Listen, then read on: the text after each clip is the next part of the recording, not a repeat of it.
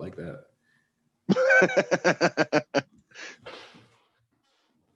All right, guys, what is up?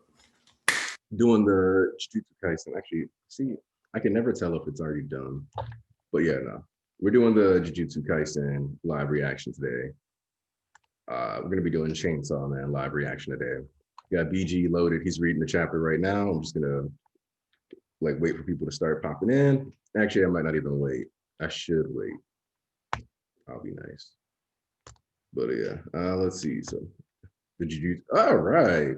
Apparently, it's only like My Hero Weeks where they do that, where the website spazzes out and can't show me like the chapters. So One Piece was good this week. I'm not gonna lie. All right. Especially because we got X Drake coming up. Diaz Drake. All right. Let's see. Jujutsu Kaisen chapter 121. Oh snap! Wait, that's right. The next issue of Jump comes out on a Friday. It does, yes. Let's see. All right. Open it. Is Mahito out? The Shibuya Incident, Part 39. Longest arc in Jujutsu Kaisen by far. About to be longer than My Hero's longest arc. Yeah, I'm actually surprised that it's this long of an arc, but at the same time, not. I don't know. But it also feels like the halfway point of the series now because of how much has happened. Yo, I feel kind of bad because these panels are kind of hard to explain in live reaction. But this choreography, anybody who loves Jujutsu Kaisen and is reading this right now knows it's soul multiplicity, man. Because you got them using transfigured humans as walking pads. Yuji's dodging. I just need to get Yuji close. I need body repel. Okay, soul multiplicity, a technique that merges two or more souls. Soul repel. Soul multiplicity creates a reaction due to the rejection of fusion. By using this effect and increasing the soul's energy, the overwhelming output can be directed at an opponent. So it's basically pulling in two souls, getting the fuse, and then effectively causing them to tear apart like nuclear fission. All right, that works. Boo. Man, Mahito, dog. So fucking troll. This man literally popped out the mouth and decked Yuji in the eye.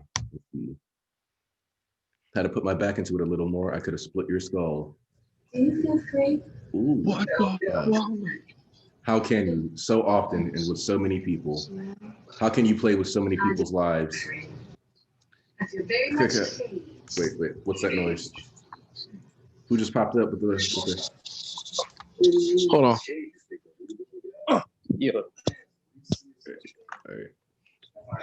Let's see. Oh, somebody's TV is in the background being loud. Yeah, it's me turning down now. All right. Here's a simple answer. Would you prefer that I contemplate all the reasons for messing with their lives and look remorseful next time I kill someone? I'll be sure to do that, Kay. Here's a simple answer since you're such a simple guy. Yuji Oichiro. Yo, he really turned his hand into Junpei like a sock puppet. This man made a Junpei sock puppet out of his hand. Help. You are me. What the hell? Yeesh, no need to get so upset every time. It's just a curse spouting nonsense, but you know what? Until you accept that fact, there's no way you'll ever beat me. All that blabbering, you really don't stop talking. I'll make sure you die. Those are your dying words. See, the thing about Yuji and specifically his interactions with Mahito is that he never looks at Mahito as a curse properly. He always looks at him as like a person. And so he's always saying I have to murder you, I have to kill you. He's never talking about I have to exorcise you, Mahito. He doesn't treat Mahito like a curse like he's supposed to. And I think that's one of the most fascinating things about Yuji's character right now. At least in regards to his interactions with Mahito. Hey, what's up? Thanks guys for popping up. I know it's not MHA, so I know way less people are going to be interested in this stream today, but thanks for showing up, those of you that are here. Thanks, Adam and Kamzi. You've got it from here. Nanami wouldn't lose his cool. Prove to him that you are, I am. See, I like this. I really like this. Idle transfiguration doesn't work on Itadori. Increasing my size by manipulating my soul would just make me a bigger target that might as well be suicide. I'll stick with manipulating my limbs, which shouldn't be a problem to lose, just like a moment ago. I need to focus on concentrating my body's form to maintain toughness. Is what Itadori must be thinking. He's planning to predict my movements by reading the flow of cursed energy. I won't change my soul's shape. Maximum strength. Maintain this form, and with pure reinforced hit of cursed energy, I'll stab Itadori's heart. While Mahito's fist pierces through air, Itadori disappears from his sight. Knee release, an ancient martial arts technique that eliminates starting movement. Itadori not only releases his knees, but his hips and shoulders too. Instead of falling down, this move guides him to Mahito's feet from a lower position. He utilizes the momentum to strike. See, okay. Jujutsu Kaisen is such a good series for like the combat alone. Manji kick. Let's see. And then spins. Too bad. Not bad. Let's move on. The second. Yep. And a good shot to the stomach. See, the main thing I like about that kick setup though, is that that's how he finessed, what's his name? Sukuna, when they were fighting inside the realm inside of him or whatever. And they were trying to decide who would get control of the body or whatever and making all those deals. Yuji specifically kicked Sukuna in the face like that and then got washed anyway, but still, that was raw. All right. Actually, this was raw as hell. I was gassed. Like, yeah, no, like, because it's the same, it's similar to the move he used against Choso too. So I'm also kind of glad that it's gotten a real name at this point, but yeah, because I think he managed to get a kick like that off on Choso. So the fact that he's actually Gage is starting to not only explain the curse techniques, but also the martial arts being used here is a major plus for me, if I'm being honest. Like, I actually love that kind of stuff. So, which I think most people who are big into shonen are, in theory at least. Like, they would want to, have the combat popping off. Let me see. I know Ian said he might be able to pop up at some point, so I want to send that to him. Oh dear Lord, I need this. Needy. Chainsawman. Ian on Chainsawman? Yeah. Let me send this to Flo real quick, because he will never show up. Yeah, Chainsawman was, oh my God. Nigga. Did you just read the Jujutsu Kaisen or the? I read both. I read. Oh, who you talking to? I was talking to you, East. I read everything before. Okay. So how you feeling about this week's Jujutsu Kaisen? Oh, that shit was good. See, the thing with Jujutsu Kaisen is that what makes it my prime time weekly is that a lot of these times I just need fucking hands thrown, and the aesthetic and the style that's drawn with Gigi, and when he actually does the hands, it just makes it all so fucking worth it. Because I'd be like looking for all my others. I want like physical hands thrown at niggas, like, and then like when Yuji was pulling the shit he was pulling, I'm like, see, here we fucking go. This is what I needed. That drop people was what? Yeah, like the That's drop. I thought he was going for a sleep at first. Well, because that thing is like that particular drop technique where you drop your knees and hips. You can use that to pivot into a lot of like wrestling maneuvers. So he could have also used that to like pivot into a German suplex, but I don't think that suplex niggas does as much damage as divergent fist moves do. But we also don't know. One of the things that I really wanted to have clarified is how good Yuji is at using divergent fist with his feet. Like when he kicks people, is he using the dual impact there too, or is that something he only does when he's punching? I don't know, man. You don't want fans saying he just learned how to use his feet. That's, man. Because yeah, technically he's freakishly strong, so it kind of doesn't matter, and he's been like able to coast by on that to some degree. But I still kind of want that one clarified, just because it is an interesting detail, and it also means like it would also mean it's important whether or not he kicks or punches someone because of the nature of like how they're going to take damage, whether or not they're more likely to be exercised, etc. So Well, apparently on that front. Well, speaking of this front, that front. Um, so apparently on that front, we speaking about what he can do, what he can't do. Then this we should. I guess we can go to the topic of how does it look when which one of these main four are dying? Because Gigi already said in his interview that one of the main four are dying. Oh, it's gonna be Gojo. What? Yeah, it's gonna be Gojo. in an interview he blatantly stated one of the main four will die. Definitely.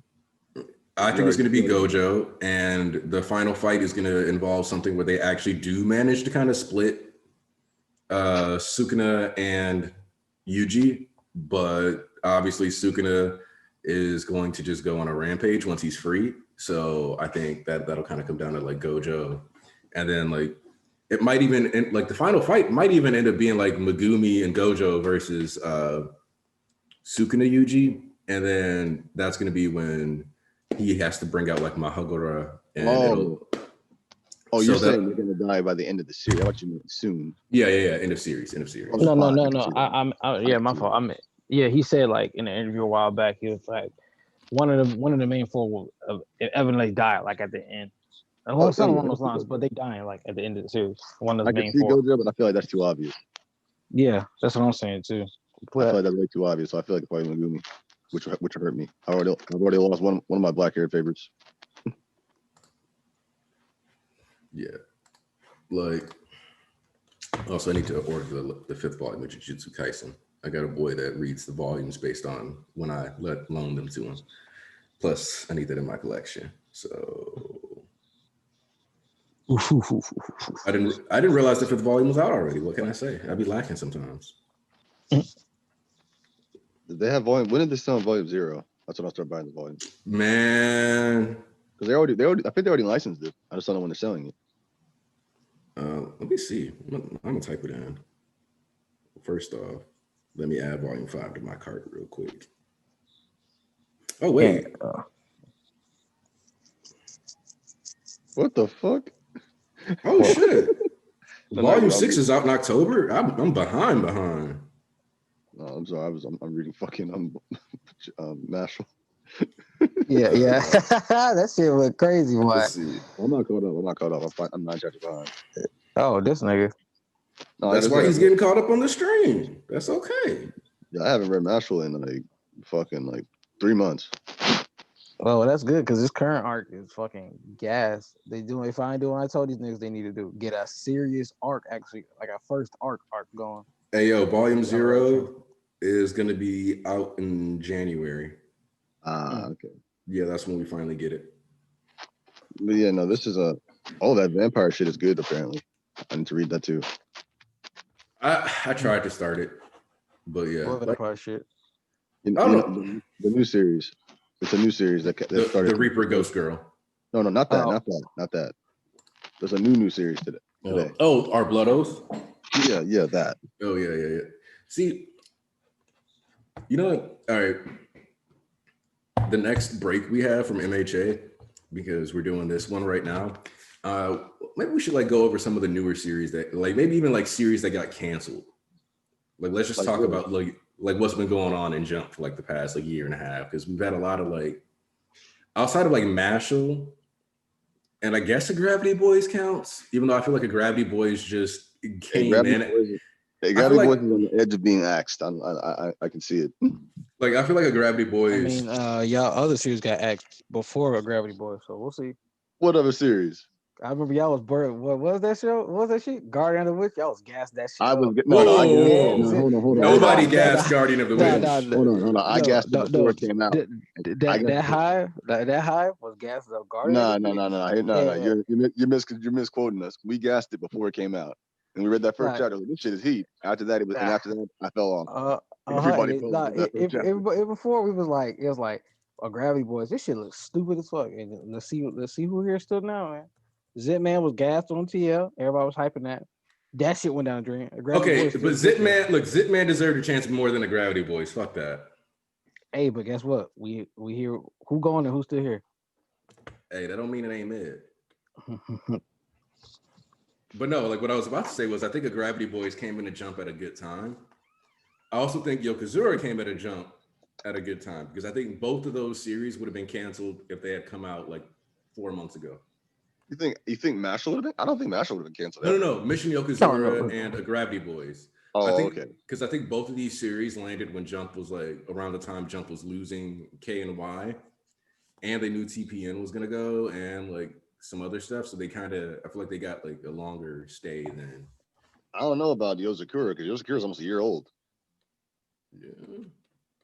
I'm genuinely surprised Yozakura is still here just because it doesn't ever make waves.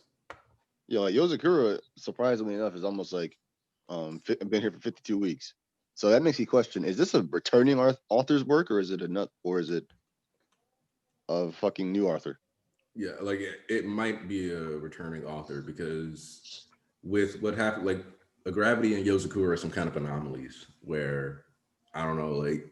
I enjoy Yozakura enough, but it's one of those series that I enjoy it, but usually series that I enjoy to that degree usually get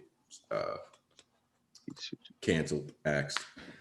Oh, they still here? I've never heard of this. We're making a quick detour. I'm about to read the 4th chapter of Burn the Witch. Somebody in the chat asked me to read it, so I'm pulling it up. What the hell? Yeah, skirt. I've only read chapters like 2 of them. I haven't read those. Damn. You know what else I remember? I remember people trash talking Undead Unluck.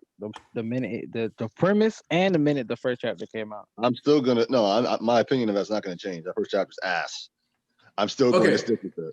The first chapter of Undead Unluck is kind of weird, but it's definitely probably the most creative series that's come out in the past 2 years, not counting Chainsawman. They dogged it from the premise alone. In the first chapter, dogged it, and then that, Jump marketed it. Jump did a bad job marketing it too, because like you gotta think. It's not really like the premise. It's like the one shot and the way like they showed it. Because the one shot has him groping the bitch the whole chapter. I'm like, yeah, fuck this shit. I'm not reading this. You mean the first chapter, base? What? No shit. Nobody was reading that damn one shot. Well, yeah, but like the thing is, it was like literally advertised. Like the advertisement literally just like had him like carrying her with his hand on her boob under her shirt, like running through the streets. And I was like, this isn't. I was like, that doesn't make me want to look at this at all. That shit looked degenerate as fuck. And the first chapter treated like it was degenerate as fuck. So yeah, fuck no. That's what you get for treating. That's what you get. No, you gotta hold the. That's one of those ones you gotta hold the author accountable for, because they could have you could have marketed that way better. like way better. He trying to appeal to the youth. Look at that, fuck the youth. Fuck them kids. They ain't the ones buying your shit. You better relax. But no, it's been erasing itself. You gotta be screwing with me. You telling me it used stealth to escape? That ain't a trick any dragon can use. Yo. See, I like this. Fucking JT. What is that? It completely changed shape and size. What's going on? It's likely that it molted in the moonlight. What's up with that? Then it's almost like it is. Stealth scale, molting in the moonlight, and those 6 talons. Without a doubt, that thing's one of the March ends. Ooh. What's a March end? They're rumored to have existed even before the formation of Averse London. 7 dragons likened to and named for fairy tales. Snow White, Red Dress, Golden Axe, Bubbles, Sugar House, Band of Animals. And said to only molt into a full-fledged dragon in the moonlight, Cinderella. Cinderella, the origin of the name comes from the distinctive biology that as it only matures nocturnally, as well from star ash, the dust that it scatters when agitated. Anything that comes in contact with that dust, is engulfed in light, according to my reference book. Why'd they dress it up like that? Those are just bombs. Balgo Parks, we're taking a rain check on your elimination. Marchens are the progenitors of dark dragons. They're designated wicked dragons and are permanently authorized for elimination. Humanity's hypothetical enemy. Never thought I'd see one with my own eyes. Now that's electrifying. Wait, you aren't going to fight that thing. Don't be stupid, I ain't fighting it. I'm killing it. Couldn't ask for a better opponent to gain some recognition. Better not get in my way, little snots. You think you can manage with just 3? Rickenbacker? Attaboy. He's seriously heading over. Ooh, see, Burn the Witch is actually having a really good finale. All right, whoever told me to read this in the chat, good job. This was good. Hellward and Higuma was good too. I've never read it. I actually recommend, like, not necessarily like right now, just at some point, just go kind of like peek through it. I definitely think Hellwood and Higuma had a lot of potential. Is Star Ash Alive or something? I haven't got an inkling. That's cap. That's completely that's fine. I was gonna say what? No, I don't know what you're talking about. I just want to get a message. Has Nelfeld Ball Guy's Punitive Dragon expansion? If we request the reinforcements, they will kill Ball Go. I guess they could. What the heck is this? Is Star Ash Alive or something? I haven't got an inkling. What your books say? A Martian is simply a dragon with a name. My book only contains information about the legends. Let's see. Release code 0575 unlock. Get over here. And he's pulling up the, did he just spray paint the wing of his dragon? Hunger Shadow. Yo. Tear into that thing. Even Hunger Shadow couldn't draw a drop of blood, huh? You twerps finally decided to show up. Where'd you leave those two? Somewhere safe? Where is safe? We left them somewhere. Almost anywhere else is safer than here. You ain't wrong there. Cover me. We break the horn on the crown artery on its head, and Cinderella's a goner. Are you certain that isn't simply a legend? We're fighting a fairy tale here. What else are we supposed to do? Rely on. All right, so they got to break the dragon's crown, and maybe that'll handle the issue. If you provide backup to help me beat that thing, it'll pump up your value. I'll even accept your transfers of the inks. Not really interested. I don't recall asking for that. You're really getting on my bloody nerves. Let's see. You turn into a bridge. Okay. Hang up in the air. High up in the air, starry night path, night's horizon, white alba in formation, leads wreath light right to skyward sight, and there terminate. Spell number 68, Supernal Jail. Ooh. Good going, twerps. Release code 2028. Unlock. Get over here. Greedy curtain. I know this thing won't kill you, but as soon as you stick your head out, your time's up, Cinderella. Uh-oh. Looks like it blew everything away. Bloody hell, thing's still alive. Guess your own blast can't kill you, you monster. That does seem to be the case. What's up with that? That's no fair. You okay, Noel? I'm just freaking dandy. Let's see the dragon. What's going on? Where's that thing headed? Uh-oh. It's heading our way. Shields up. Why us? Get mad at him, not us. Wait. Ellie might be coming to see me. There has to be some way other than killing. Are you seriously still going on about that? Ninny, concentrate. Nina, uh-oh. Wait, stop, Ellie. Don't you recognize me? Ellie? The dragon's shivering. I already told you it isn't going to work. No matter how much you love him, you just can't reach someone you can't get through. How long are you going to keep on insisting that the dragon will give you strength or that it'll take you somewhere special? Can you stop talking like this is a fairy tale? Nina, aren't fairy tales full of it? What's so great about magic if it fades in the middle of things? You broke a promise, so, oh well, time's up, so you're out of luck? What's up with that? Sounds stupid. You and everybody else have no idea why the spell wears off, but the reason it fades partway through is because the power was never yours. Macy, we're the ones who cast the magic, aren't we? Yo, don't put your hope in other people's gifts. All right, like I'll rock with that. That's a good little thematic to give here. Like, I like that. I like where Kubo's going with this. Also, in general, I like the idea of seasonal manga being a thing now because it'll probably save some series from getting axed. I'm not gonna lie. If you get it, then get back. I'm almost certain this isn't a thing. I think it's just Kubo. Oh, I didn't know so. I'm almost certain this is a thing just for Kubo because just like with Kishi, he gets his own little special treatment. Kishi should have done what Kubo's doing right now and restructured the way he told Samurai, and I guarantee that shit would still be around. I mean, maybe, but it had a cool setting and stuff. They just really didn't fuck with the period. Well, he fucked up the order of which he was telling some of the stories and introducing characters. Like literally towards the end, he introduced some characters and like had some really important moments that I'm like, all right, I can fuck with this. This should have happened sooner, or I should have met this person sooner, or like. I read that shit for six chapters, and I was expecting something fun. It's boring as fuck. All six. Yep, because he put way too much emphasis on like honestly the MC just wasn't that likable in the beginning, which he was aware of because he later has like this thing where the stats get shown and the MC's charisma is like fucking 5. So it's like, oh, okay, your main character is not that likable. Like I think he set him up for like the I wouldn't say impact. I think he just set him up just to, like, evolve further along. Yeah. And no, that's fine. I think that's a fine thing. But the problem is, you can't start too low. You have to have consequence for their assholery. And two, you have to make the rest of the cast enjoyable. But the problem is, at least where I was at, there wasn't a cast. It was all exposition. Yeah, and I'd like to point out directly to or you go on, Key, because I'm gonna get off course on this one. I was gonna say, like, and wasn't used well because like Hishi did the same thing he always does, where he kind of made the woman's power cheering for the nigga. No, because it's like later on, like he gets access to this thing that's like a white sword or whatever, and it's like super big deal, but it's caused by her praying really hard for him. Oh, so she's a cleric.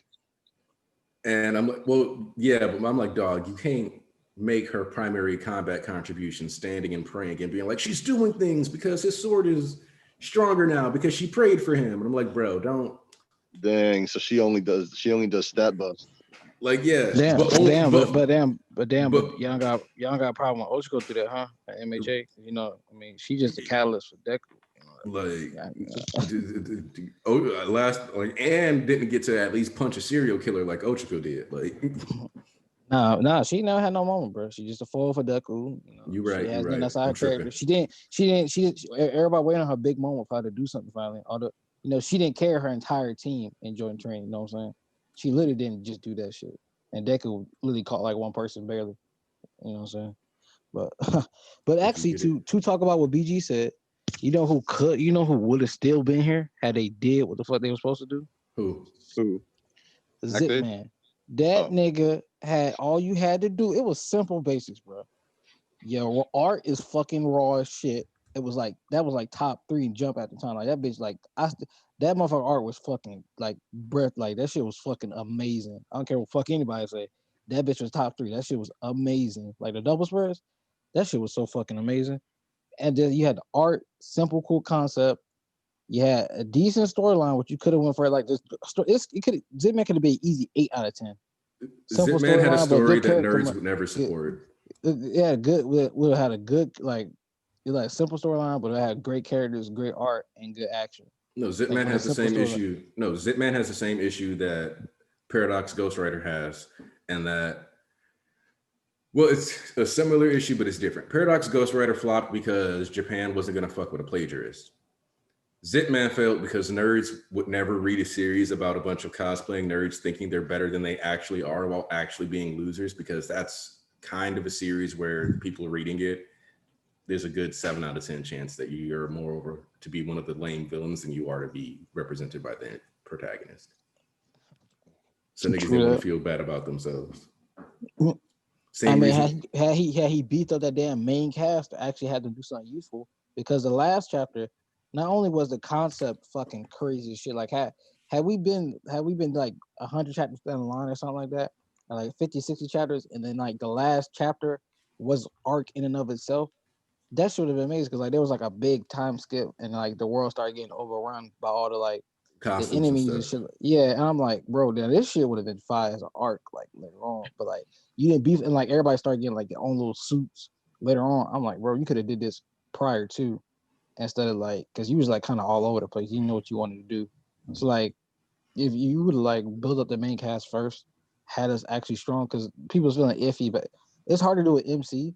You need to make it really raw, really lame to be cool later on, or you know, it's like one of the 3 in between, or he grows into that shit, or he has his moments. But you can. It's easy to create a main cast that's likable all the time. That's not. I don't agree with that, because a lot of the main cast that people find easily likable, i.e. Black Clover, I actually find like whatever. Okay, but that's the masses. But you got taste in the masses though. The masses would agree that Black Clover's main cast is pretty enjoyable. Like it's easy. Right. So you got but a main cast you got 5 times. You got. But here's the thing: 5 times to try good. I think my thing is I can't agree with that, because it's like the thing is, the problem I have with Black Clover's cast is most of these motherfuckers are 1-note characters anyway. They're all like one-dimensional. The only people who like those kinds of cast are the people who complain about MHA, because it's not just an action fest. Yeah, like the thing is, they like the cast not because the cast is likable. They like because they throw hands.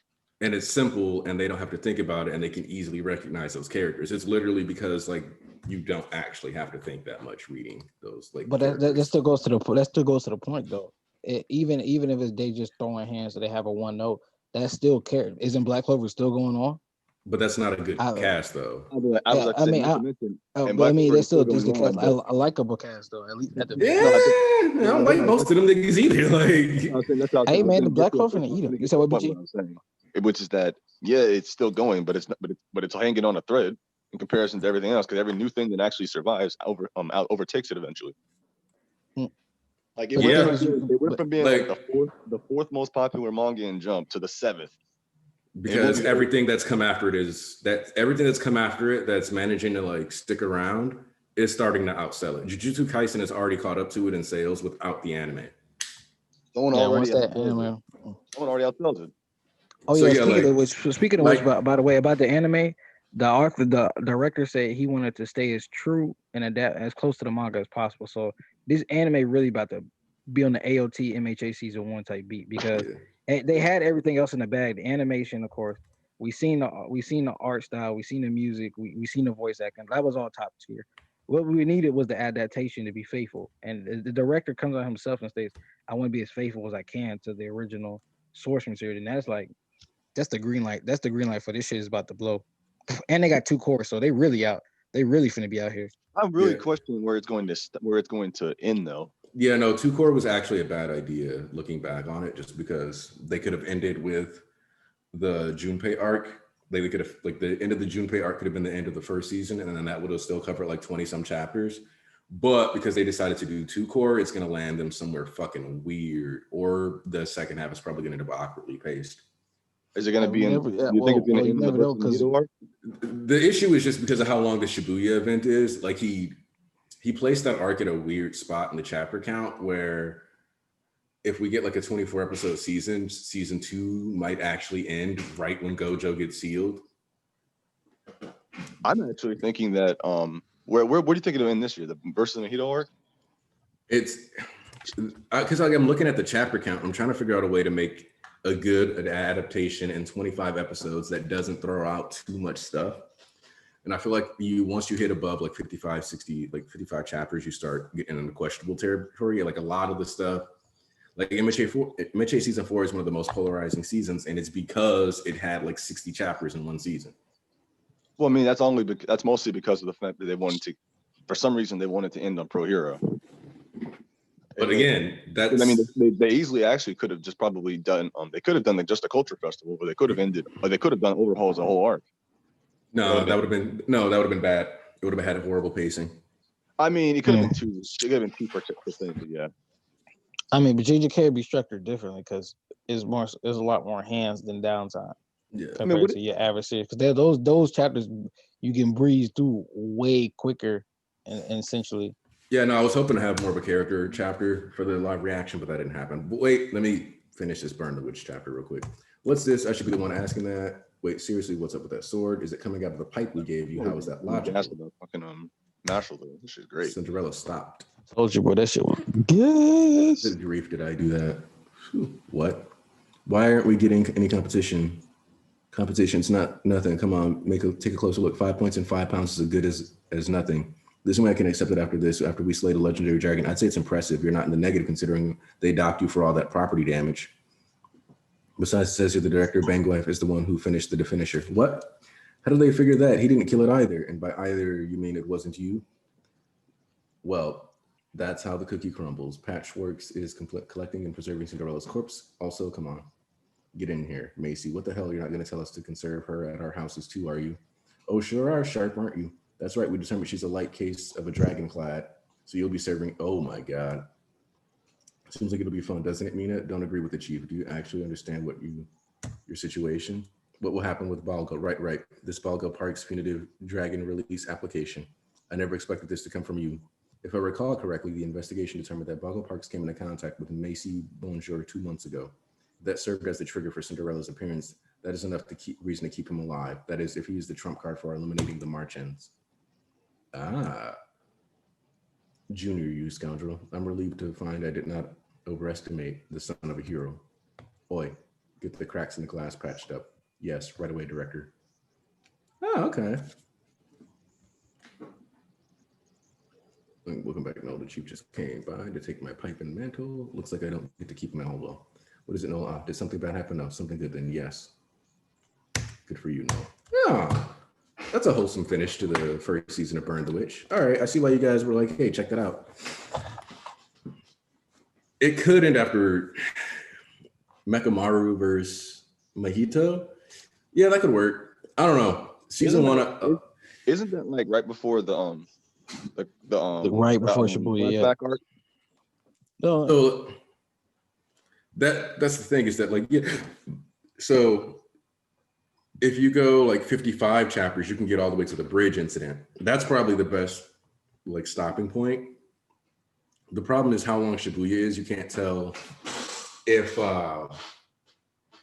they're going to be able to fit it into season 2 or not because they don't know what the length is going to be, right? Like,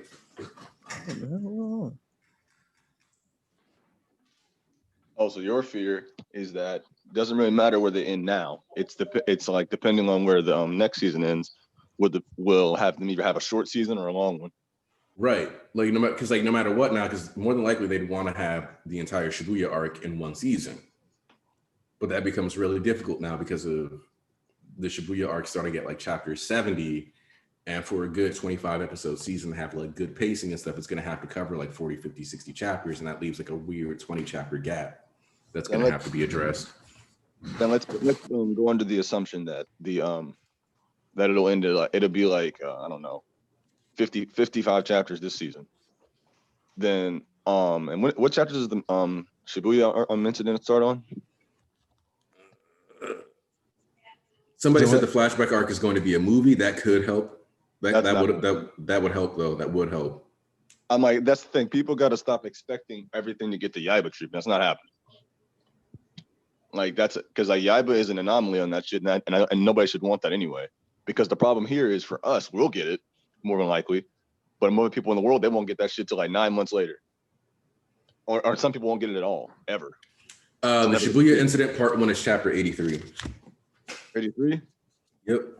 That's like a 28. That's like 28 chapters in, away from 55. So, Yeah.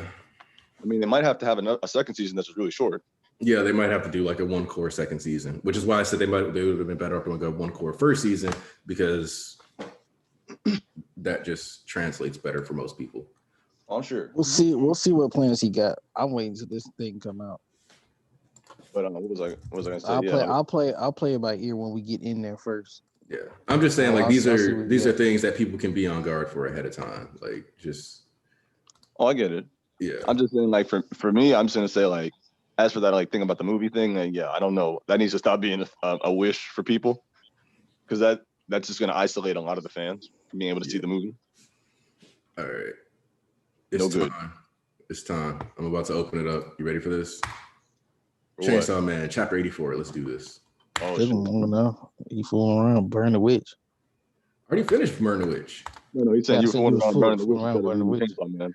Oh yeah, that's just because I got advice. Like somebody in the chat asked, and I was like, all right, let me pop over to that real quick. Especially because Jujutsu Kaisen didn't give us anything to talk about. Really, like we didn't get a lot to go with. Just gas. That's it. Yeah. All right.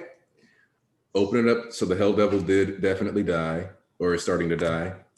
Die after you do your job. Squeezing blood into the mouth of the Hell Devil after it's been eviscerated by Chainsawman. Oh, the hand comes, the door from hell opening up. Let's see. Oh, he took Denji into hell. Oh dear, he's been cast into hell, has he? It's no use. See, and Kishibe is right next to Makima. I don't know why he's right next to her. I don't know what he thinks he can achieve by standing near her or being anywhere close to her. I don't know why no. You'll find out soon enough. Go ahead. It's no use shooting me, you know? Yeah. Per my contract with the Prime Minister, attacks made on me will be changed into appropriate illnesses and accidents among Japanese citizens. Wow. That alone, wow. That's the tip. That's the tip of the iceberg, dog. Well, aren't you lucky? Why is it that you haven't lowered your gun, even knowing that? How about yourself? Why do you look so calm? Your chainsaw devil was cast into hell. I asked him to save me. Thus, I believe he will return no matter what. You, just what the hell are you? Me? What am I? I'm a fan of his. Kishibe, a fan. Whoa. Drops down into hell. Hero of hell, Chainsawman. Cry for help and he will come. The devil is targeted by a chainsaw. And the devils who called for help are cut up and killed too. Because of what he does, he is marked and killed by many devils. But he revs his engines and rises again and again. Some react to his chaotic exploits with anger. Others run to try to escape. And still others worship him. And there's another reason he is the devil that devils fear most. The devils that the Chainsaw Man eats, their names are erased from existence. Wow. This shit crazy. Watch this shit. That kind of power can't be possible. You can't perceive it. That's only natural. You see names that have been eaten are apparently erased from the past and present and even from individual memories. Even with my power to take control over everything, I'm beginning to forget the names that are gone. Do you remember what the Nazis did to the Jews? Kishibe. Nazis? Nazis. World War II. SOA. Arnold syndrome. AIDS. The Mount of Hill eruption. Nuclear weapons. All of these once existed and were feared every bit as much as the devils with their names. But I'm the only one who remembers those names now. Because Chainsaw Man ate them all up. The sixth sense all humans used to have, the light of a particular star that would break children's minds. 4 possible conclusions other than the death of the end of living beings' lifespans.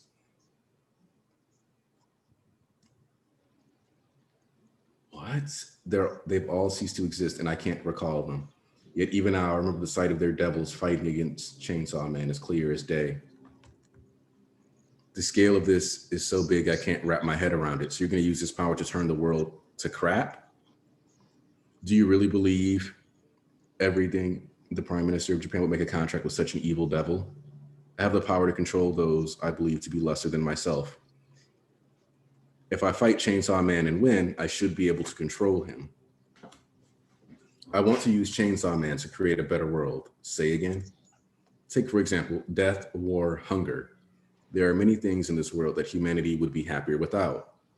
With Chainsaw Man's power, I'll blot them out. Quite the virtuous plan you seem to have there. Haven't you considered you might lose and get eaten yourself? That would be another dream come true for me. I told you, I'm a fan of his. To be eaten by Chainsaw Man and become a part of him, there could be no greater honor. Now it seems the time for our little chat has come to an end. He has returned.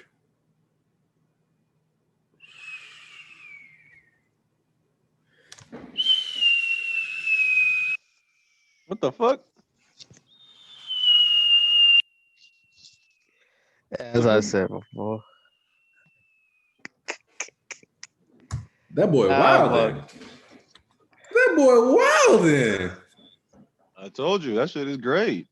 Like I said, Baki, what top what? I'm sorry. This shit is this bitch. No, this bitch is wild. Like, first off, one of the things that I've always found interesting about this series is that, okay, one of the things that like now I'm curious about is if there was a Millennium Devil. Because if you remember, one of the things that everybody was afraid of, okay, wait, DG East, wait, how old are you guys are? I'm 23. I'm about to be 25 in like a week. Okay, so you might remember the Y2K shit. Yeah, I remember that shit. Okay, yeah. So you remember like a lot of us, it was like, oh, the world's gonna end in 2000. The world's gonna end in 2000. Everybody bought all this shit, like the flashlights and the safety kits and all that other right. shit. Yeah, and like the whole premise of this was that like VCRs and all these technologies hadn't been built with like the year 2000 and beyond in mind. Mm-hmm. Like some of these things, and then like computers didn't necessarily have like a plan for the sequencing or some shit. This is like how people were looking at it, and then it was just like, okay, the year changed, boom, we're done. Nothing happened. Perfectly fine. Yeah, like that's just how like it actually went down. But it didn't change the fact that for a while there was all this fear that like the world was ending and we were all gonna like get fucked because of the fact that Y2K was happening. You know what I mean? Yeah. And so like now I'm kind of curious if like, oh, maybe people were afraid of Y2K and this story. And during that course, the Chainsaw Devil got a hold of it and it's dead now. So that's why this series takes place in 1997. Series takes place in 97? Yes. This series takes place in 1997. Oh, I didn't even know that. Me either. So Makes yeah, sense, though. that's why there's like no like so, cell phones. Yeah, like that's why you don't see that kind of stuff. Makes all makes 2012 sense. virus. Where's 2012 demon? Yeah, because I was about to ask what the Yankee with no brim. That shit kind of scary. Bro, the Yankee with no brim was eaten by a Chainsawman in this verse. Oh my, that shit scary, dog. Like, also, So there's also a climate change devil too, right? Probably. So Also, I want to know which devils he just chopped up and if he ate all of them, because we just lost like 30 different concepts if he ate every single one of these before coming back. What devils are you talking about? He, What are you talking about? They don't exist no more, so I don't know what you're talking about. I can't believe he ate them. They don't know who the Nazis are. Nigga, when she said that shit, I said, huh? And then Yeah. they said Nazis. I said, oh my fucking No. No, my first thought when he said that was, I was like, okay, maybe he just means like, what the fuck? What about the Nazis? But I was like, no, he meant what the fuck are the Nazis? I'm like, yeah, what? because she started listing off all this shit. She was like AIDS, and I'm like, all right. Also, this has kind of been World War II. Yeah. Also, this has been staring us in the face for a while, because think about it. Why was the gun devil way like the peak weapon devil? Like, yeah, we had a bomb devil, but like normal bombs aren't like that normalized and like feared in everyday life. Like people don't go to that was World War II bombs right there. Like there's no Sandy Hook bomber, right? Like there's no like people didn't have like that fear. So I understand like being more afraid of guns than bombs. Like that checked out. But like the fact that there's no nuke devil, like the fact that that didn't come up even when we were talking about like, oh, can the bomb devil make nukes? Like part of that is because Fujimoto is like so good at blasting your mind that if you don't see what's really going on. Because like here's like the bomb. He blinded me with spectacles. The other thing though is that like Chainsawman, like can the bomb devil make nukes is a power scaling question to most people's minds. Chainsawman is a series that does not make you really ever think about or contemplate or ask a lot of questions about power scaling. Everyone's OD, so you don't like even bother, like nobody even like hypothesize like, oh, I wonder if the bomb devil's biggest attack could level an entire city. Like nobody's ever said that, right? Mm-hmm. Nobody ever. Everybody just reads Chainsaw Man. We just go through it. I binged the whole thing in like a night, and I don't remember ever thinking about how big her DC is. Yeah, like none of these technicalities, or even like when the gun devil pulled up and it was like can shoot all these people within 1,000 meters, can shoot all these people within 1,500 meters. All these, nobody was like, man, the gun devil is at least village level. Village level. Okay. I won't lie. I was kind of power scaling him.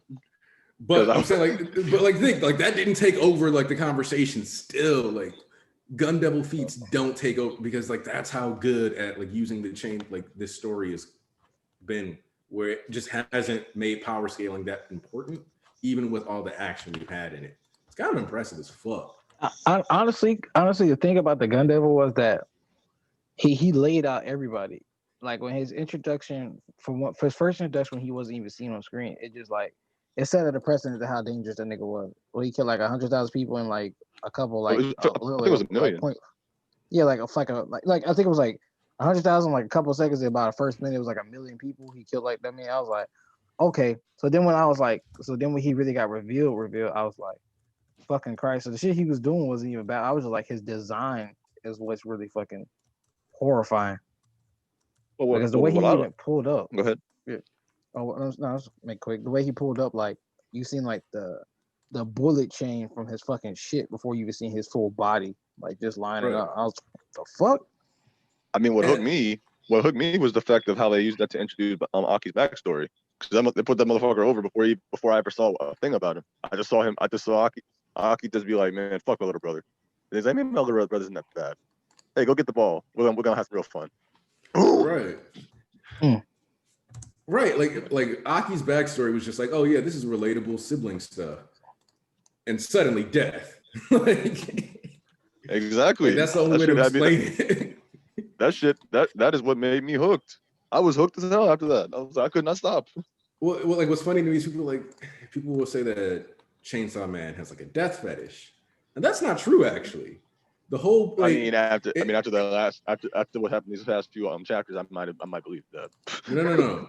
Because normally the death fetish is like stuff like a Gahame got killed, right? Where you're like, this doesn't make sense. This doesn't necessarily add to the plot. Nah, them niggas just be fading people for no fucking reason. But the reason why people get faded in Chainsaw Man, and a lot of these people were dying when they were younger, earlier, whatever, is because they were starting to become friends with Denji.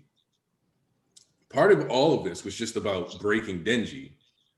So when you look at the fact that he was being introduced to all these people, getting sent on missions with like less experienced devil hunters, and then you have them coming in at like the meetings. Because remember when they went to the party at the bar, and what's her name puked in his mouth. Oh, Jimeno? Yeah, like while they were at the bar, they talked about how some of the other guys, the more experienced detectives, were like, "Oh yeah, well my recruits just died, so I don't have my new people to bring to this party." So we've constantly had throughout the series this emphasis that death is a really common thing for devil hunters. Somebody's giving me a lot of feedback right now. So it was constantly built to show like Genji that these are the risks associated with what you're doing. But at the same time, you have Aki, you have power, you've got all these friends, you're in a good spot, you don't have to worry about this. So that when we finally got to the point where we lose Aki, where we finally lose power, Denji doesn't know how to process this anymore. If other people weren't dying around them, it wouldn't have helped him become more complacent and comfortable in his relationship with Aki and power, so that it would hit him as hard. Because if you remember, when he first became a devil, he was having issues with any kind of emotion. Mm-hmm, I remember that. Yeah, like he was like, wow, like somebody died and I didn't feel anything. And this happened and I didn't feel anything. And I didn't think about that until just now. I haven't been feeling things. So all that had to happen. All those connections needed to happen in order for him to finally be able to feel things again, just so he could be hurt by Maki. And this chapter in specific, if you remember, we were talking about how everybody's being injured for Fujimoto's boner. This chapter seals it. This is literally everybody being injured for Fujimoto's boner. Do you guys need me to explain that, or? Wait, what do you mean? Okay, so it was revealed by somebody who was like in college with Fujimoto or something like that, that Makima is very reminiscent of a woman that used to like bully the shit out of him and like kick his bike over and all kind of shit. And he was just known for loving the way that she was like mistreating him. Torn in his life. So his fetish is like he's really rewriting his life and what he likes, and then. But so like Fujimoto likes girls who like demean him. Yes, he basically likes to be treated like shit. He's one of them like step on me, mommy, literally guys. So you combine that now though with Makima being like, I'm a fan of his. I'm doing this. He could eat me. It's like, oh, this is reciprocated. She's in love with the chainsaw devil, and that's why she has to torture the fuck out of him so he can be hers. It's like, what if that bully from when I was in college also wanted to keep fucking me? Like, what if that happened? So this is a story that it has all these deep, crazy, powerful moments, but it's still for one man's erection. And don't forget that. Ever. Like ever. We suffer so Fujimoto can get a boner. Like at this point, I want like a free volume of CSM or something, because I feel like we the homies and we all basically his wingman on his journey. You know what's gonna happen? You know what volume we gonna get? This exact volume right here with Power and Aki die. Like, all right, I got y'all a free volume of your favorite characters dying tragically and killed by their own best friend. I'm okay with that. Remind me of Aki. That fucking hurt my soul. If he signs it, it's a wrap. Sign that. Give me that shit. I'll cherish it forever. I'll get it like a year and a half before it fucking releases in English.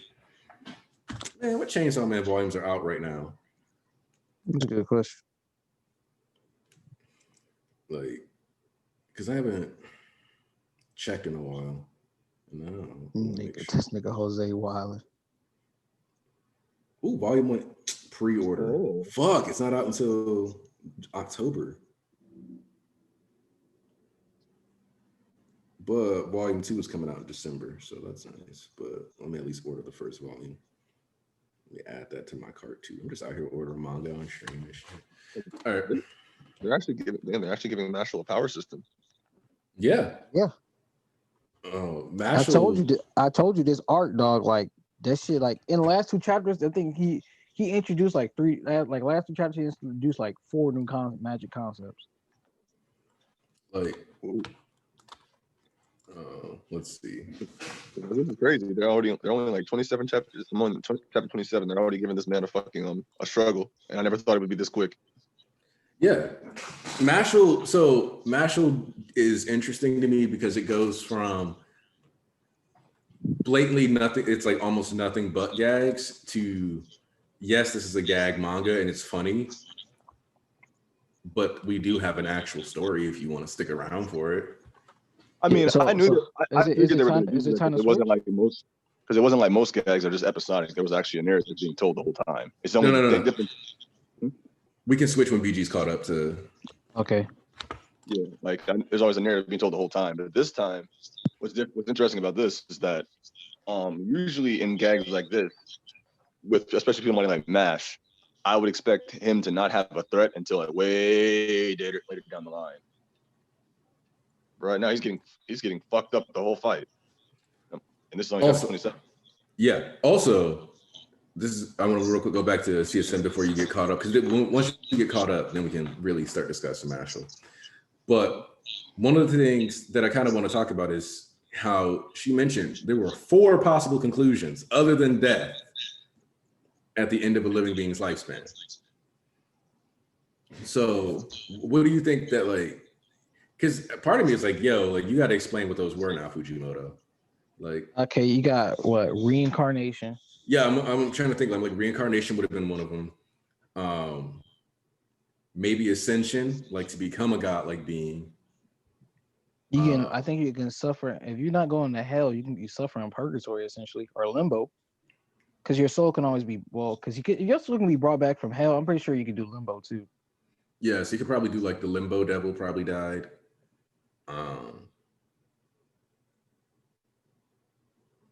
Like what is maybe like just fusing and becoming one with another being? I don't know. Maybe like what Denji did, essentially. Or like what the Namekians do, right? Like just be like, oh man, I'm getting old, absorb me and all my knowledge and power. Like that could be anybody who's like in the chat that would read these have any idea like what they think this is? Or like, did Denji eat the god devil? That would be, because people are afraid of God. So that would be something that I could see happening where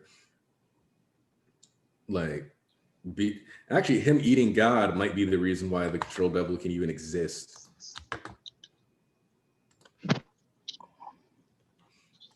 Well, dang. I mean, what would that be, the most powerful devil? I mean, he really is he's the devil that the devils fear most, so I feel like it has to be that way, kind of. I feel like this origin story is just gonna be fucking peak. Whose origin? The chainsaw? Yeah. Mm. I mean, I it do has want to be. want to understand why in the fuck the chainsaw devil, for one, is even a concept. Because who the fuck is scared of chainsaws? Somebody I seen somebody trying to talk about it like in depth. They was talking about how something like chainsaw. I understand why it's feared because like even back in the day, it was like used to do C-sections or wounds, something like that. I don't know. They was talking about some crazy shit back in the day, but it was some representation of life and birth and giving birth and taking it away at the same time. I don't know. It was some crazy shit. So I guess we'll see that. I don't know where the fuck I seen it at, but it was like some dude was kind of going in. I'm gonna need an explanation on that because what is it? I know they didn't get it from fucking Texas Chainsaw Massacre or fucking. I don't think that's the reason they got this fucking fear. In fact, how like he's a super old devil, isn't he? Yeah, he has to. Yeah. So one of That's the what makes things Chainsaw Devil even make even less sense to me because chainsaws aren't even that old. I think that the chainsaw devil wasn't always a chainsaw. Because like to me, I think he's like like somebody was mentioning like the infinity devil, the cycle devil, like the revolutions devil, like that kind of thing, like turning, going. And that in time, like one of the best representations for that is just the chainsaw. That would make a lot of sense to me because right now I'm not understanding. Because especially because devils are influenced by humans anyway. So like when you think about what a cycle looks like, you like a lot of times people will do like this. So how many things can you use as a weapon that literally do like this continuously? Like just keep looping and looping and looping. So I think the chainsaw is kind of like one of the only weapons that can be that. And it's just kind of like an associative thing that like over time he warped. And in the same way that she said you can't remember some of these great calamities anymore because the chainsaw devil ate those, it just might be that whatever like even if the chainsaw man or the chainsaw devil's influenced and changed, it changes like how you always perceived it. And so whatever his name was originally probably wasn't Chainsaw Man, doesn't matter. Now he's based on chainsaws.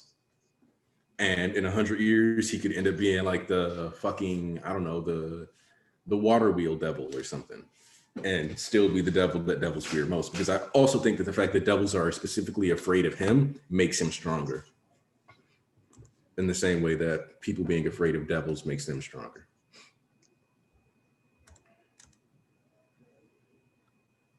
This is man, no fair. Hmm. I only have 2 chapters left. I sent Shishui the link on the key. Oh, is he gonna pop in for Chainsaw Man? Maybe, most likely. Well, okay. He asked oddly enough, he asked was I in your stream on Twitter. I said yeah, and I sent him the link on everything. So Okay. I'm looking to join. I never talked to him before. Wait, what? I told that motherfucker to join. I never talked to him in voice before. Dog, I haven't talked to Shisui in a while, so fucking cream. yeah, puffs. can't relate. I talk to him like every other day.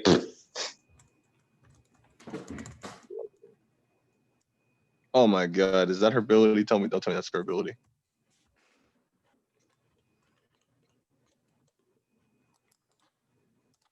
Let's see. Also, real quick. I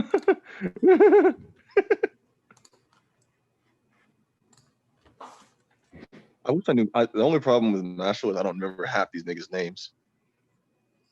So that is something that for some reason with Mashal I do struggle with sometimes. Like I don't remember the dude who hates Pretty Boy's name right now. His name is Bout. Yeah, Doubt. And then there's Gravial dude. I don't remember the name of the Gravial dude. Gravial dude is that Lance? Shit. Yeah, it's Lance. Lance. I just forgot. Yeah, it's Okay, Lance. okay. I don't even know his name. Finn is the other one, the little weak one. What you see with Pussy ass niggas. His name is Finn. Yeah, it's Finn. And then the girl's Lemon. I know that. So okay, Doubt, Finn, Lance, Nash, and Lemon. Okay. Because what is it? I'm enjoying all these motherfuckers.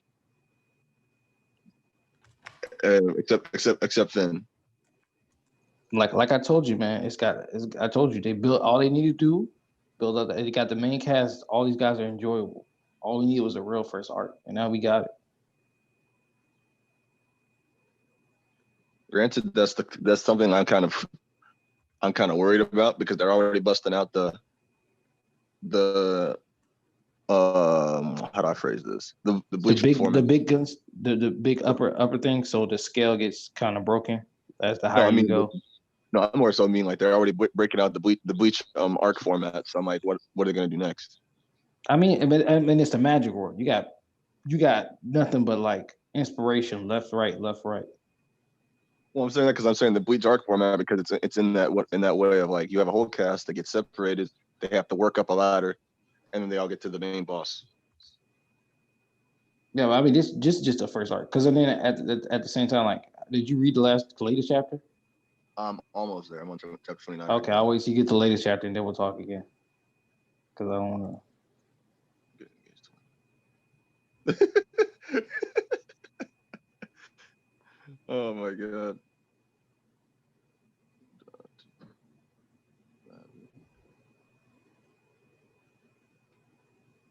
What the fuck?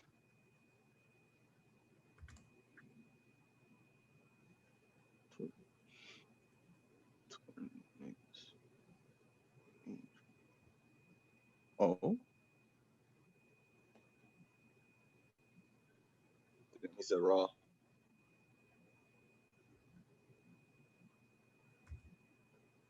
What the fuck?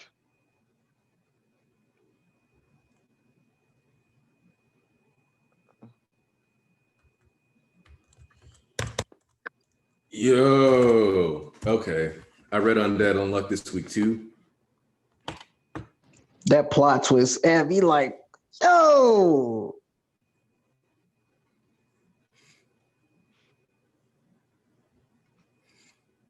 The history double. See, but people don't fear history, right? Like people aren't afraid of history. So I don't know why history would have a devil necessarily. Yep, Jonathan Jackson from Saw to Chainsaw, Perpetual Motion, and he mentioned that Saws have been around since BC. So yeah, it's probably just like I mentioned, like things getting updated over time. Our Blood Oath is interesting. Feels like a bit like Fujo bait though. We'll find out. Undead Unluck though is probably about to hit its best art to date. So if you guys haven't been reading that, I suggest you get caught up because it's looking pretty nice. Hey. Oh, let's see what the Black Clover chapter good to this week, guys? Was Black Clover good this week? I've heard conflicting thing. I heard the fanboys gassed it. I've heard the people who hate it, and heard the people who are like usually like back and forth between it. They didn't like it. All right, so the most important opinion is the third one. Let's see. Once we catch up, we can have a proper master discussion. Yeah. Oh man, they're already doing characterization too? Yes, sir. I told you.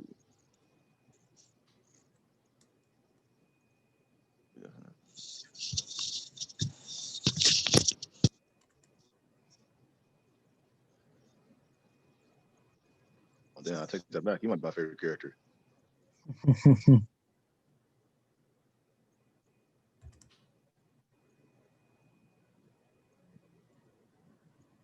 And now Finn gonna have a good moment. Finn gonna get something set up. Ooh, wait, is he getting a seconded? You'll see in a second. That shit crazy. What? Yes, sir.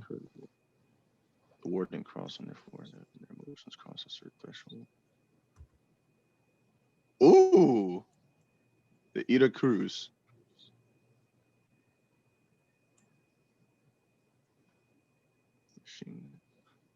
Damn, this nigga did Hellzone Grenade.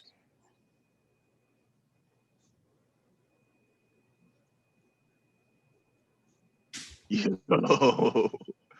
Okay, what is it? Chapter 30. And then I'm yes, final last chapter. died 100 times. Damn, he really did do fucking really did do fucking Hell's Run Grenade. Crazy.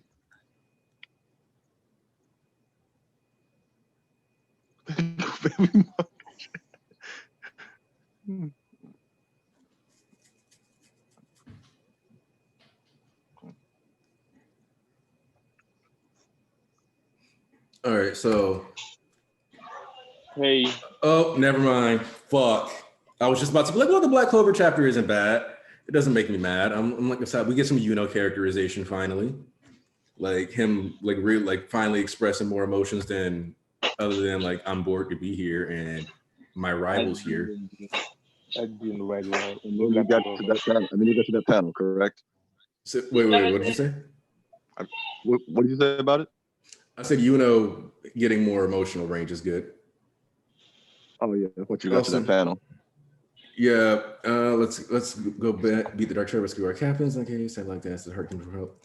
Yes, only we have been able to contact them since yesterday. Don't tell me something happened. So the entire Dark Trade left the castle since all three of them were absent. I was able to act rather dramatically in the Spade Kingdom, but Vanica may have attacked the Heart Kingdom. What did you say? BG, where you at on the latest chapter? Yep.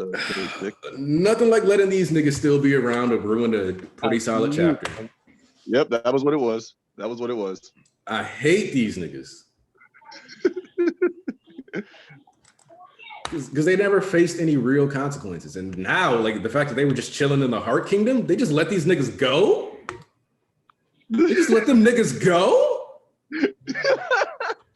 Like, what? Time out. Like, does anybody in my, like I know a lot of people aren't here because this is, you know, like a Sunday OVA. Like, I'm fine with that. But like, y'all cool with Black Clover just letting these niggas chill in the Heart Kingdom? Did any of you guys read this? Like, for real, like I need to know. I haven't read Black Clover since 140. I just been reading on the timeline, and that shit sounded hilarious.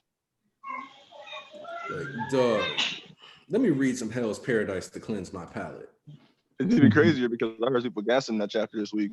Nah, bro. Oh, hey, have you started reading Hell's Paradise yet, BG? Oh, you mean on Yugokuraku? Yeah. Oh, fuck no. It's not because I don't want to read it. It's inconvenient. Oh, because you can only read it. You got to be on the website. Yeah, that's inconvenient as fuck. I hate that. Yeah. I ain't gonna lie, it is like honestly, had I had it on the app, I'd have been. Yeah, if it was on the app, I would have read this shit already. Yeah, it's because it's 18 plus. I know. I get it. This is stupid. What does that matter? It don't make a difference. The nigga can use the app. He can use the That's what I'm saying. Like, you still got the account anyway. So I think the implication, though, for whatever reason, even though it's constantly proven that parents don't understand that you can't, the internet is not actually a toy.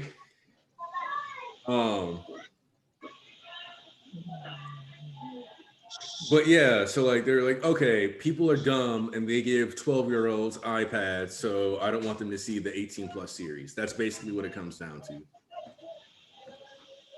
Because people don't know how to raise their own fucking kids and want to let the internet do it. We can't have nice, easy, accessible things.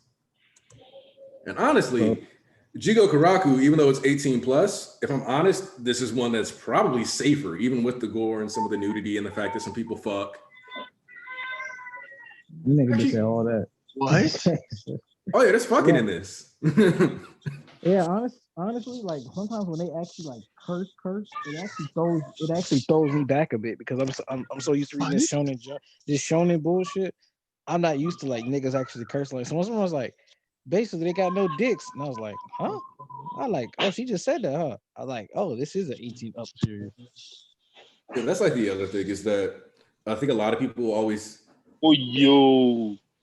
Is that Ponzu? What's up, Ponzu? Yeah, it's Ponzu. Yeah. All right, wait. I gotta get this point out before you cut me off, Ponzu. Oh, a lot of people think that Shonen Jump, like localizations, are removing cursing and all that other stuff. And it's way more likely that scanlators add that shit in, and then that wasn't. Oh there. yeah, no, it's not that it's likely. It's a fact. And so people were like, these are way better and more accurate. And it's like, literally, no, they're not. Like, oh, no, but the thing is, I read scanlations for 5 years, and them shits, you can tell Bro, have you ever read the Dragon Ball Super scanlations? No. Bro, those Dragon Ball Super scanlations in the first, like in the Battle of Gods arc, there's a part where like Vegeta like does his like fucking whatever the fuck that move is. He blasts in the air and he tells Beerus, eat this. Mhm. But then he said, but in the scanlation, he's like, you cocksucker. Yeah, like people do stuff like I'm that. I'm not retarded. I know they didn't say that shit. Yeah, like people do that, and then they're like the scans are way Okay. better, and I'm like, no, you just don't don't like it. understand. It happened the same with Okay, I Bakugo. don't like it. They have to say, hey, fuck face. You didn't say that. Come on now. Yeah, like people unironically believe that the scans presented the characters more accurately, and that's why I hate scans for the most part. Like, I don't hate Okay. scans with like for certain series. For MHA, I don't like scans because I can tell it's like they go for accuracy. Like the new scanlators, they don't go for like random correction. They go for complete literal translation. But by doing that, they remove the character from the character. well, and that's the thing though, is that they don't even do that because they removed "Let's do this rationally," like when Bakugo shouted out Aizawa during this arc for just "Let's go." Oh, watch, I mean, watch, I'm watch it. talking- Shisu I'm is here. talking about Shisu is here. MHA. Shisu is here. Shisu is here. Watch what you say Yeah. about MHA. Okay. I'm not gonna say what I was gonna say. I'm just gonna be like, Like, as a I'm just trailer, I'm not gonna As a spoil. I'm just gonna say translator. the most recent chapter. okay. That one, like a couple chapters ago, for example, that one had like super big words that don't sound anything like something Shiki would say. Nigga, that nigga would never say the word dichotomy. Yeah, and niggas was still like, well, the Shiggy speech was so raw in the scans. And I'm like, bro, the Shiggy speech in the scans was some English major just being pretentious. Like, relax. Exactly. It was like him throwing out a thesaurus out of nowhere. I'm like, he doesn't speak like this.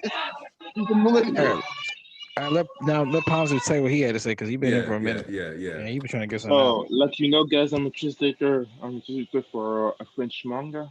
It's called Dreamland, and while doing the translating process, sometimes there are like words that you have like to translate to another language. You know, for me, it's from French to English. It's not.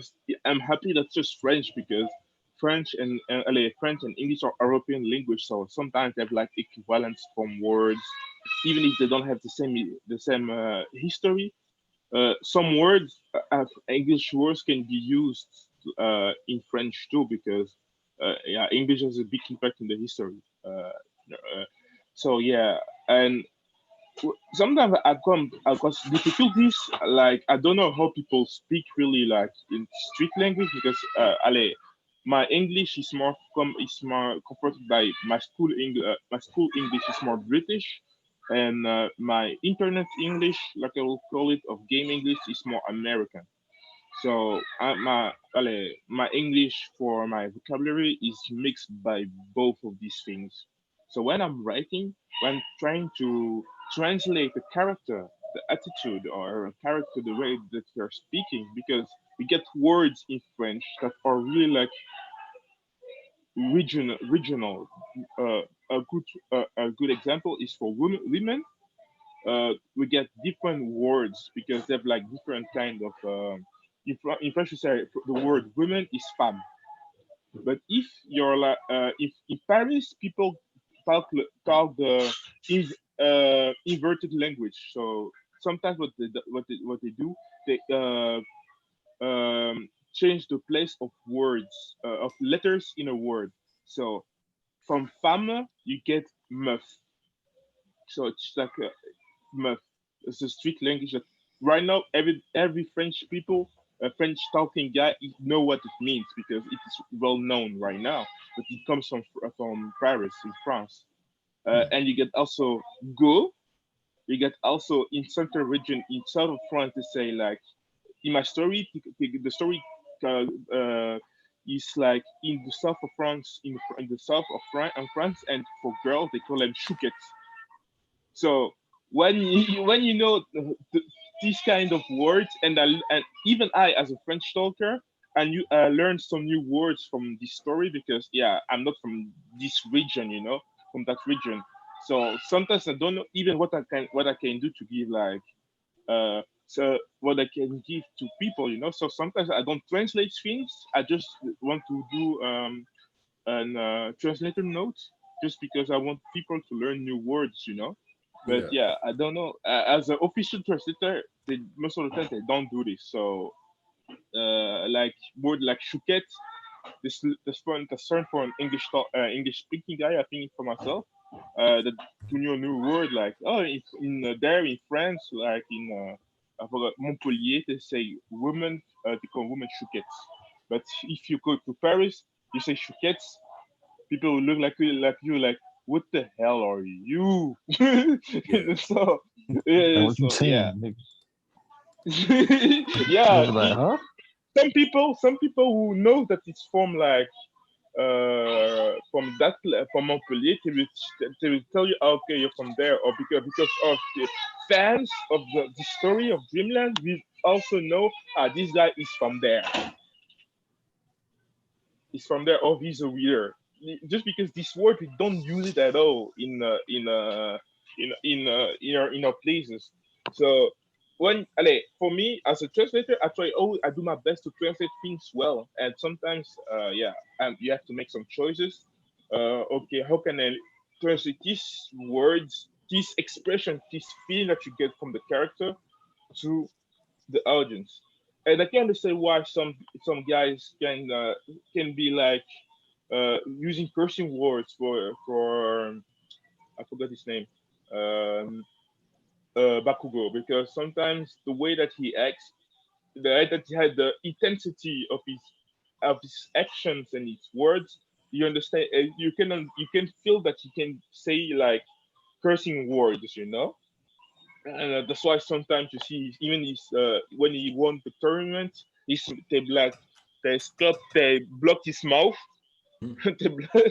they put some dog thing on his mouth, and he was trying to say cursing words. So, I saw it like this when they did it for him, you know.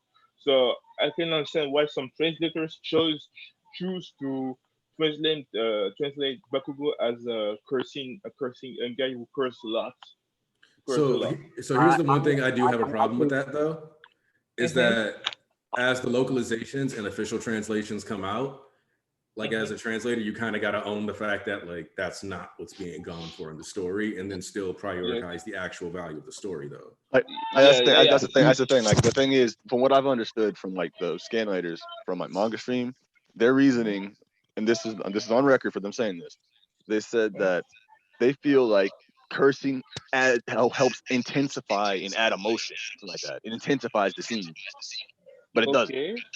It's goofy. I mean, it kind when you go overboard, yeah, but That's what I'm saying. I Like, no, can't. that's what I'm saying. I Like, got. that's what they do. Yeah, because in some cases, I like with twice, or like when other people, I'm like, all right. I feel like he should like when some people say like heck or something like that. It kind of like throw me off, but it like isn't people dying right now? Like some frustrating shit is really going on. Cause like I'm pretty sure I wouldn't be saying like heck, God dang it, or heck, what the heck? I'm like, all right, now, all right, you can say hell or like shit. I ain't saying like you gotta say chicken, fucking shit, cunt face and shit like that. I just I like wouldn't. I can't. you, I can't ever see. I can't see Deku saying "fuck you." I can't see that. nah, not like that. Like maybe damn you, yeah, I can see him saying that. I mean, shit, that's a Yeah, Well, I can normal see him thing. say that. But that's why like people were like I That's like, said, that's, oh, policy that's what I'm shit. saying. Like, that's typically what they do in manga. Like, they do that in manga a lot. It's more like when they have them say, when they have Bakugo say "fuck" every other page. Yeah, I'm like, no, that's not what he's gonna do. They're I not can see gonna him do that. saying hell. I can see him saying hell or Yeah, shit face. and, Yeah, and but that's the other thing too, right? Is that a lot of the cursing sometimes can lower the dialogue quality, and it's like, yes. would a professionally paid mangaka actually write this choppy of dialogue? Okay. That's proof Okay. for I understand that it can be speaking of multiple. speaking of that, you know what's rarely different? Not even like a lot of people. The people that read the scans of this series, they say is not that different than like the officials. Like barely, Yeah. probably like a little bit cleaner than the officials. Is Chainsaw Man. So let's jump back on that real quick because we got Shisu here. Oh, Oh, she's we finally pulled up. Yeah, He's been here for like the past he's 8 been on that minutes. 10 minutes. that's good. I just been chilling, listening to you guys talk. No, that was interesting that you were speaking on that. But can we appreciate the fact that Makima pretty much said, "For me, daddy" to Denji?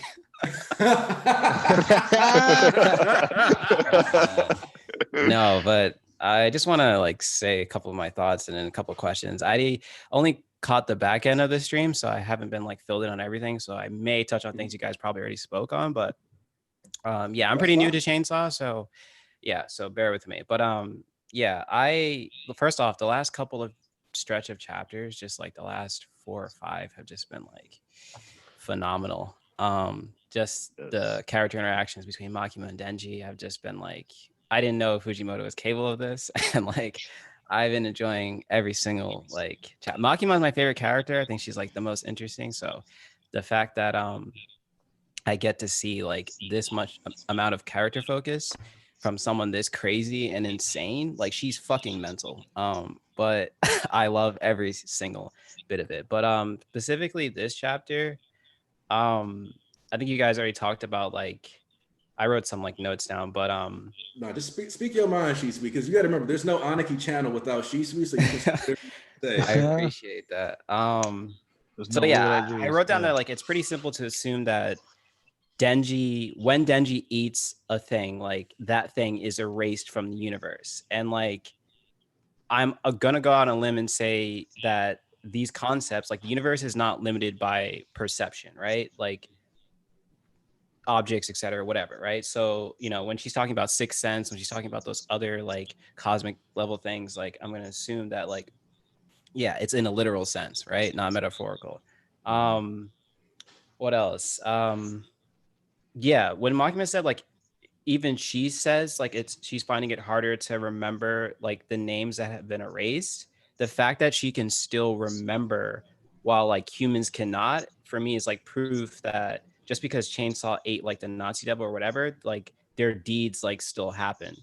And then she asked what's his face, like, do you remember like what the Nazis did to choose or something like that? And like to me, like that basically confirmed like that happened, right? So while humans like cannot, it's proof that because Chainsaw Man ate the Nazi devil, like what did I write? Like if like my question is like, if the death devil is erased and someone dies but people can't comprehend what death is, like, you know what I mean? Like, is it What, on yeah, that like, what level? happens? Like, is it Like, that's it? Is it that's extreme? Because like her whole plan thing is she wants to erase like hunger, like all of these things like she's talking about. But like, how does that essentially work, right? And she also talked about like if she had to fight Denji, like, you know, like she would be okay with it or whatever. Like, there's a lot of things like this chapter that I kind of have like it's alluding to, you know, questions that I've you know been asking this whole time, and I feel like the next couple of chapters are going to be pretty insane to like, you know, like in the direction of where this is going, because like he has the power to like erase names and devils. Like that just like that's mind blowing to me. So yeah, what did you guys think about this chapter? I thought this Okay, shit was the chapter amazing. was amazing. I just read it. I wasn't listening to what you were saying. I was just reading it. So one of the things though that I want to like point out, because you talked about like how we're getting to see like Makima's character, and the Yeah. thing is like, let's be real, like I don't, because you know I've been reading Chainsaw Man since the beginning. I remember like sitting in Discord with you when it came out, like, no, give it a shot. Like, yeah, weird. and I'm just like, nah. And now I'm like, fuck. But I'm happy though, because that binge was amazing. But yeah, continue.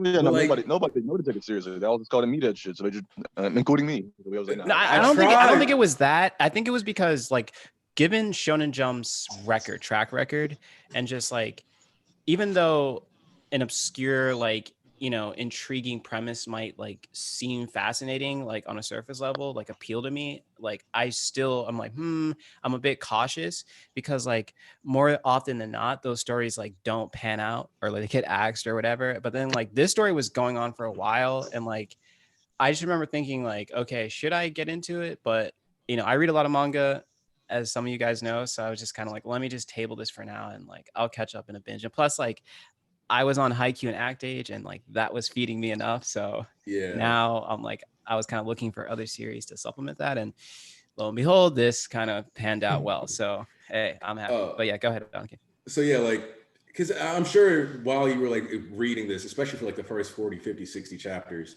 or like after like the train scene, you're like, what is Makima? What is she after? Yeah. And then you get to like when the gun devil was revealed, and they're like, she's the control devil. And you're still like, that didn't actually answer anything. Exactly. Yeah. Fujimoto has a way of like feeding you information, and then just kind of like you're still kind of pondering like what this exactly does he mean? Literally, this only made me ask even more questions. Like, exactly. Okay, she's the control devil, but no, like, what is she? This is the first chapter that actually starts to answer who is Makima. Right. Like, your power is meaningless without like any context to like, because like she was like, oh, I'm the control devil, and sure, like some scenes where she just tells people to do things now make a lot more sense. Yeah. But like that didn't help us be like, all right, like, but how did she live through that? But and now we have the explanation for how she lived through the train incident. Like, that also brings up the question when she was talking about the prime minister, because she mentions him and she's like, as that to like proof, to like give her credibility as to like what she's saying, to like validate what she's saying. And she goes on to, you know, tell him like, oh, would the prime minister make a deal with me? I'm like, I mean, the fact that you can like manipulate a lot of people, how the hell do we know? Like, you know what I mean? Like, how do we know? Like, also, like, she literally looked at Aki and said, this is an order. Make a contract with me. Give me all of you. Like, what? It's always been from like Makima's perspective, so it's hard to like gauge where like truth and like her version of what she wants to accomplish is, like that fine line.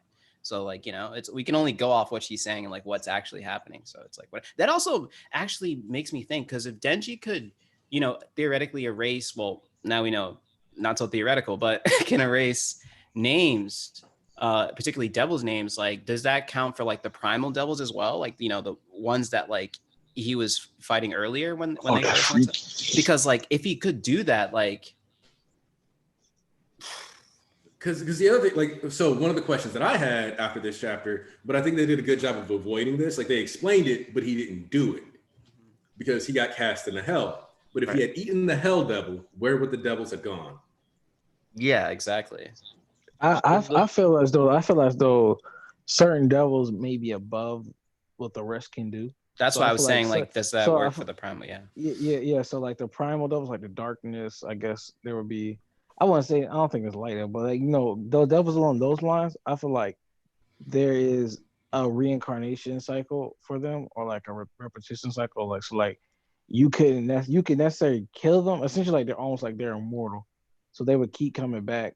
Like essentially like some higher power, whatever the forces at work may be, that you can't really get rid of them like that.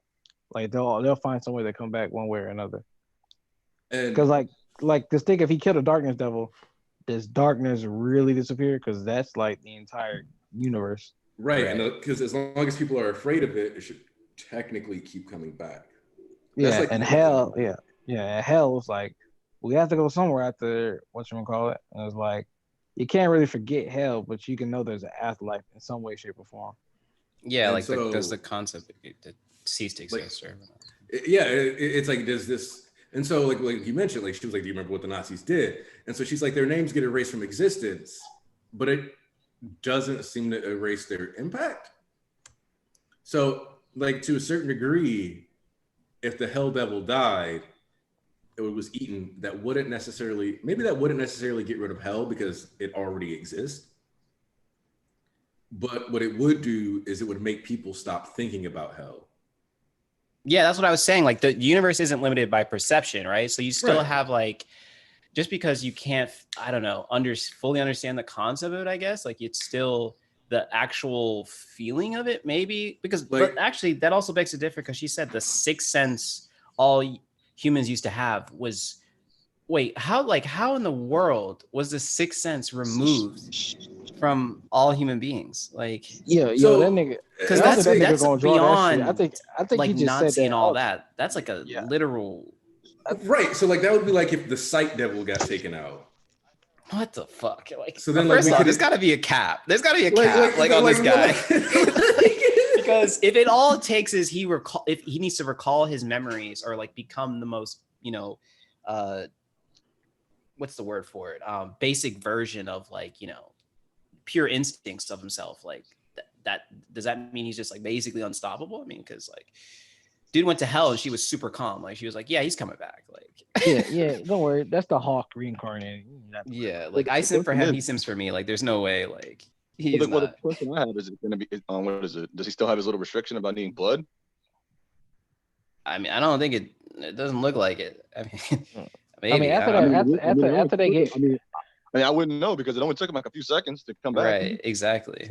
Well, I mean, it might just be that he's like a perfected chainsaw man now. yeah. Wait, does time think work differently in hell? I would assume so. Because if it does, then like I would assume like We assume so, but we've technically never been given a clarification. okay, that's fair enough. Yeah, that's fair. I mean, I think that's a fair assumption. It's an entirely different plane of existence.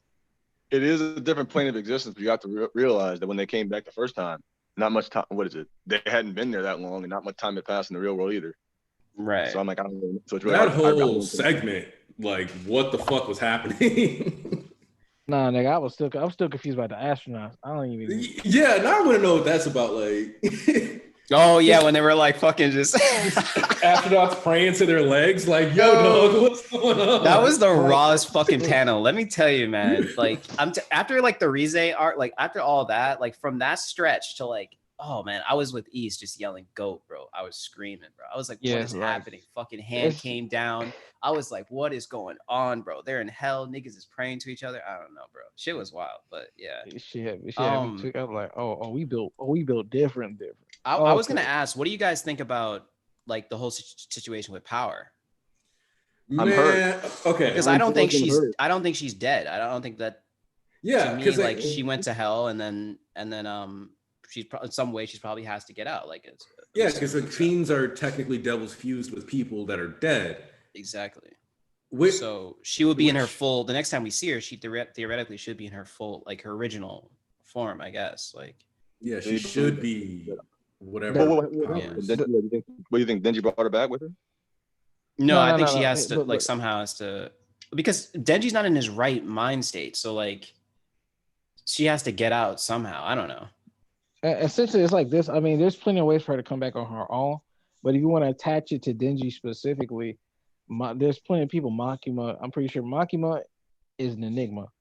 We don't know what the fuck she's capable of. I'm pretty sure there's all types of devils that she has control of herself that she could bring back if she wanted to. No, but so like we're not talking about means. We're talking about motive, right? No, I'm saying I'm just essentially like how we would get back is like, if let's say she needs more power, not to be like, you know, make a pun or nothing, but she needs like these devils and she needs actual power, like physical magic, like power. Like we don't know, like let's say she calls Power's devil, like that being back, like her primordial self.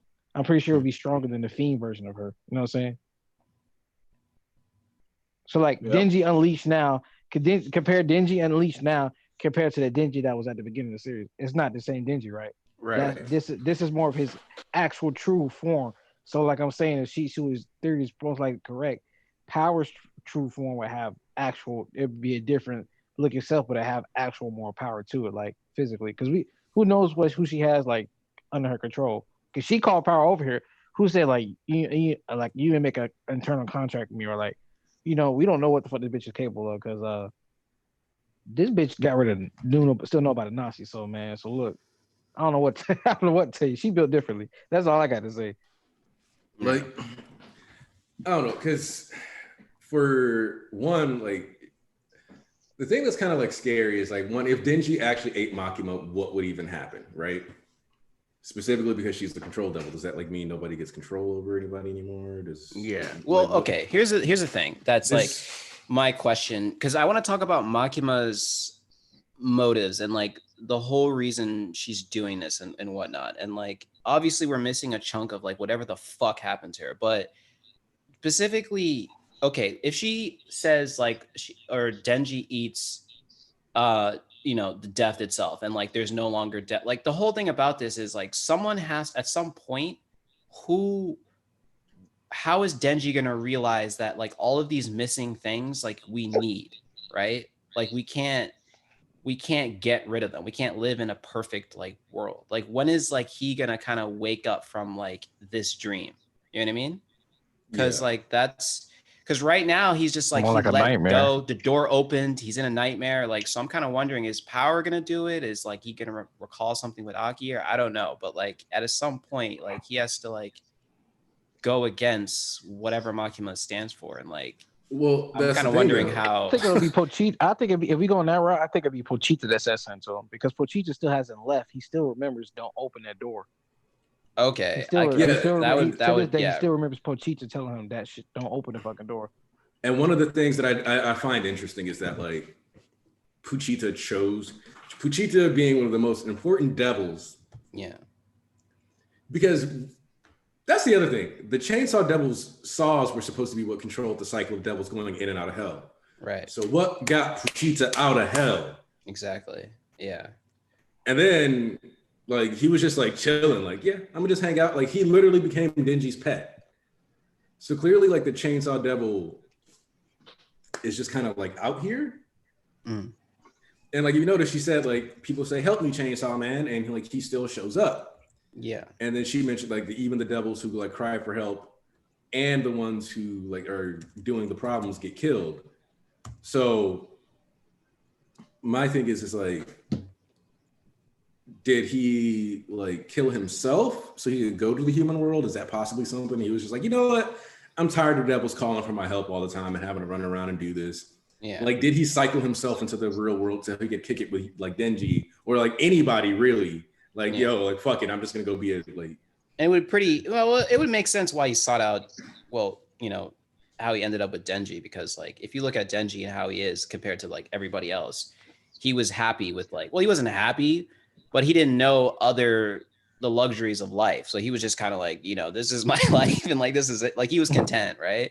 Yeah. And like I feel like, yeah, with that, like I feel like that would be enough to, I don't know, just like his basic human core qualities. Just And honestly, Puchita might be the one who breaks free because yes, Denji's technically accessing the full power right now. Yeah. Like physically, that's what it seems like. But that could just be because Denji has submitted to Makima, she's capable of pushing his body to that limit. Yeah. Because Puchita's been sitting here the whole series, right, occasionally saying things here and there. Like when he fused with Denji, he was like, all right, show me your dreams. Like, I've liked hanging out with you this whole time. Let's do this. Yeah. And then you have like every time he said, don't open the door. Even when like Denji was heading towards the door, I think he said, don't open it when he was with Makima, but I can't swear to it right now. Just because that whole chapter was kind of mind blowing anyway. But like Puchita's been trying to protect him this whole time from Makima. So I could see like if Puchita manages to like kind of break his way through, that Makima could end up getting eaten, or in general, it could be like, hey, I'm down with doing this stuff, but you're not about to control Denji. Like it could be one of those situations. There's a lot of variables that are coming in. Cause I could see, because we talked about earlier, I don't know if you know about this, Shisui, but you know about like Chainsawman being more or less like erotica for Fujimoto, right? Yeah. Yeah, so like I could kind of see him possibly shifting the story so that they actually end up together in some like weird twisted way. We'll Just see how it because- pans out. He's very experimental and like the films he watches, and so like I do appreciate his candor for just being able to like express himself in this way. But like I respect the hell out of him for being able to avoid certain tropes that Shonen, you know, or this magazine itself is like plagued with. I kind of you know, fascinated by the fact that he's, you know, able to navigate that. And so like killing off the entire main cast. Yeah, you right. If he is gonna go, yeah, he's that man. That's another thing. But if he like ends up going down the route where it's like in some twisted way, like they, you know, get tied together, I trust him enough to be like, okay, like I'm sure it'll pan out and, you know, decent enough. So I'm not too worried about it. But I was looking at the first chapter and, you know, talking about the Pochita and how Denji just kind of like how the first interaction between them, I guess, like when he becomes, you know, Chainsawman, he goes into his form, and it's like, and how Pochita was telling him oh, show me your dreams, blah blah blah, and like, and then he's kind of having like looking at himself and he's having that inner monologue. And I'm just thinking like, okay, you guys may be right as far as like Kojita again saving him like some way down in the future where he has to actually confront Makima. Like I think in order for him to like snap out of this state, like he's gonna have to have a conversation again with like himself and Kojita. So it does make sense considering it already happened in the first chapter. The thing that I kind of like about that is that it is kind of like a reverse. It both is and isn't a reverse of the trope, right? Like where you have this inner demon that like you talk to and you go, but like in this case, the demon's literally going to be like, dude. Yeah. like we went too far. Like it's not like the same as like when Kurama was like, so we gonna kill these niggas or what? And he's like, yo, like these my homies. Like, or like the Shukaku, like this isn't like that. Or like Sukuna, for example, who's like, wake up. Oh, Yuji. wait. All right, I can't ruin that for you, but like, yeah. I'm like, excited for that though. Yeah, go ahead. Like all these other like inner demons usually are like kind of like trolling, fucking with them, and like Puchita's just been like, go Denji. Yeah. And now he's just sitting there like, oh no, Denji. Like so, all of this has happened. Like his friends died. Like Makima's twisting him. Pochi's just like, hey man, if you with it, like I'm with it. Like you want to be a dog, like hey.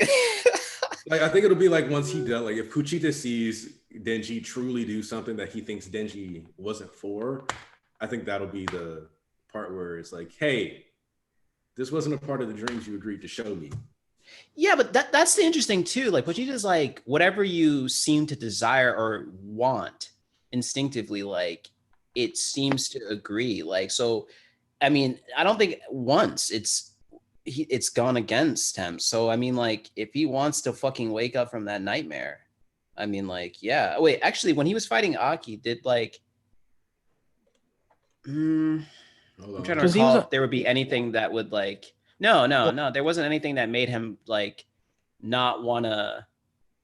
Like he kind of confronted the situation head on. Like there wasn't really anything. Because he was having a hard time processing it. But then when he seen it, didn't take long at all for like, because at first he was like, yo, what the fuck, yo, Aki's already like, because the minute he pulled up, it's like, all right, next thing you know, this nigga blasting out the fucking window. Next thing you know, they're like, what? That's Aki. Hold on. Next thing you know, he got to save power. Next thing you know, he's killing people off rip. So it's like he didn't have time to like fully process it. Yeah, and he was technically in denial until Power, like Power kept telling him, and he like put two and two together, and then finally, snapped out of it. But yeah, so there really wasn't that time. Fighting Aki?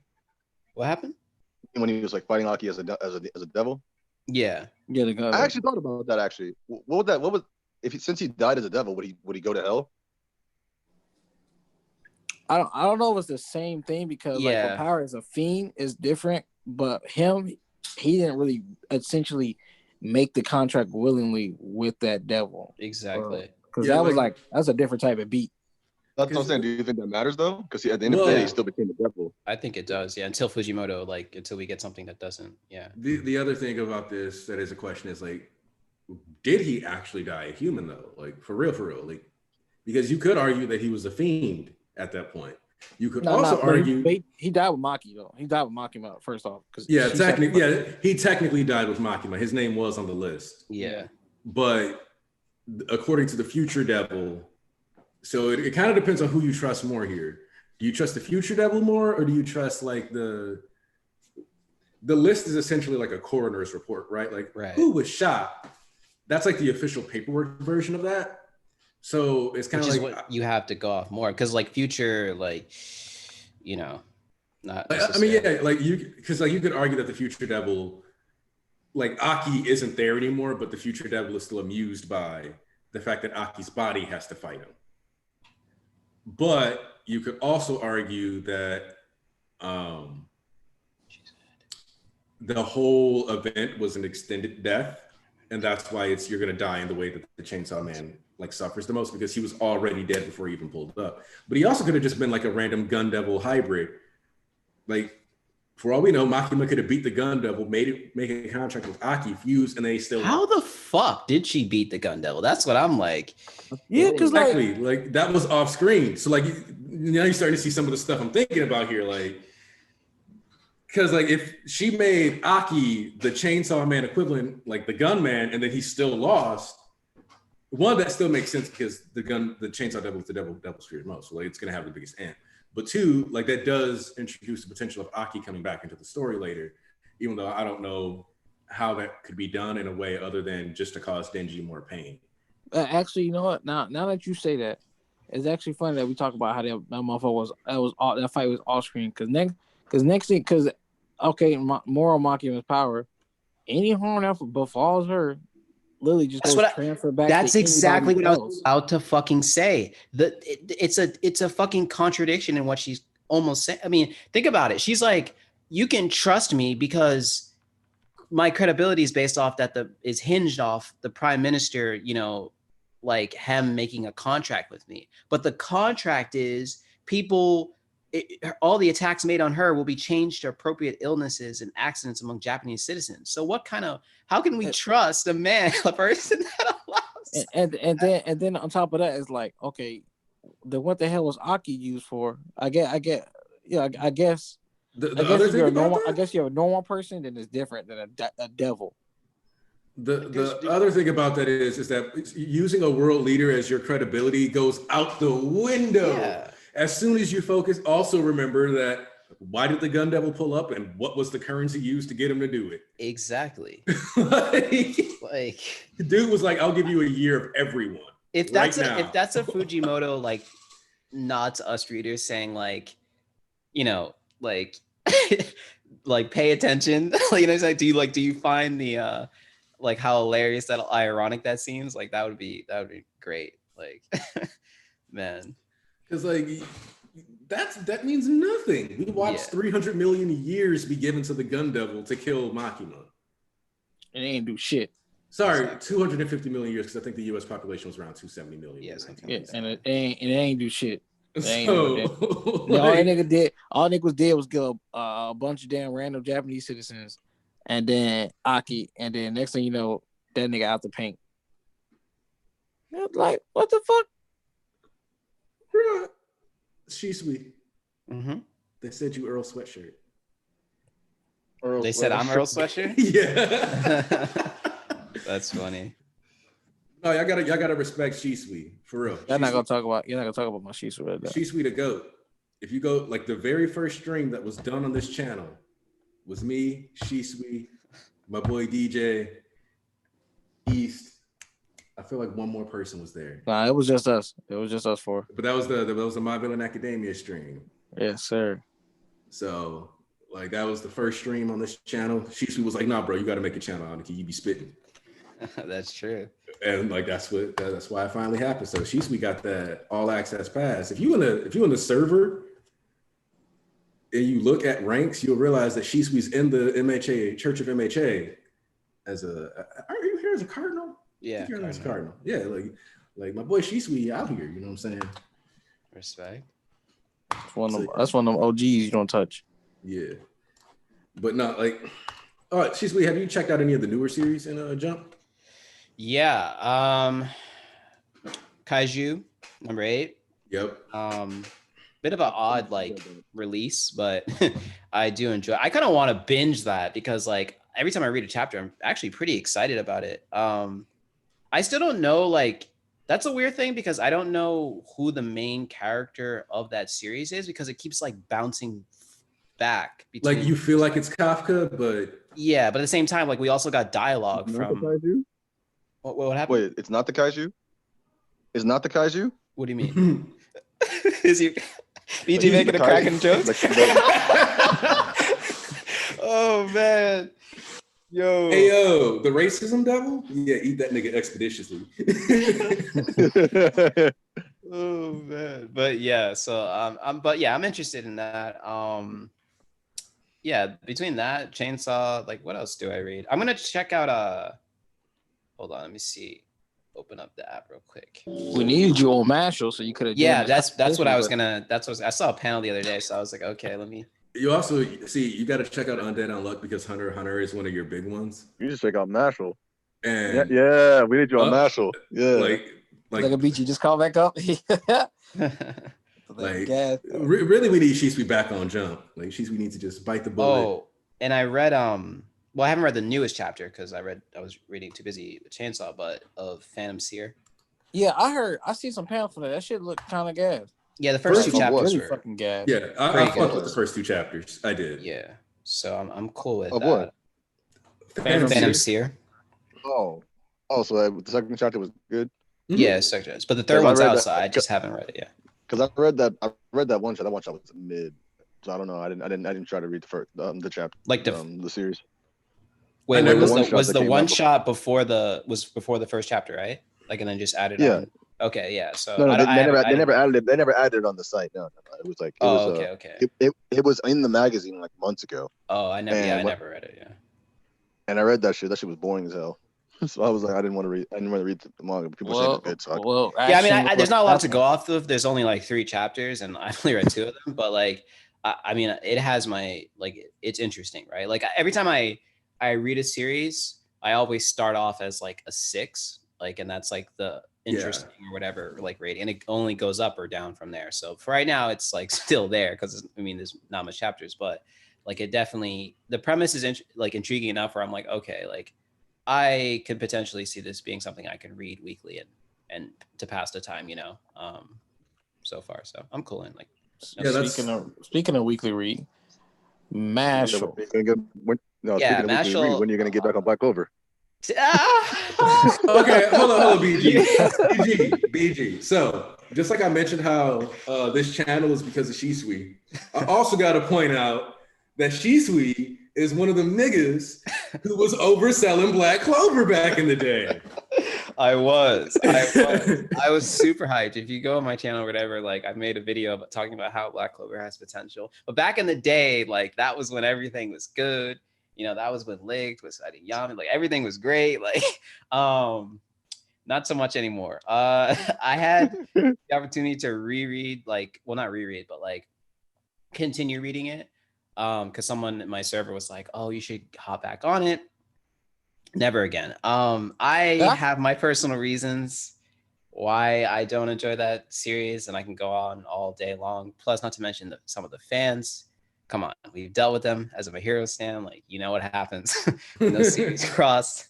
It doesn't work. So, yeah, like if you enjoy that series and like you have that's something you enjoy to read week in and week out, like props to you. It's just not my cup of tea.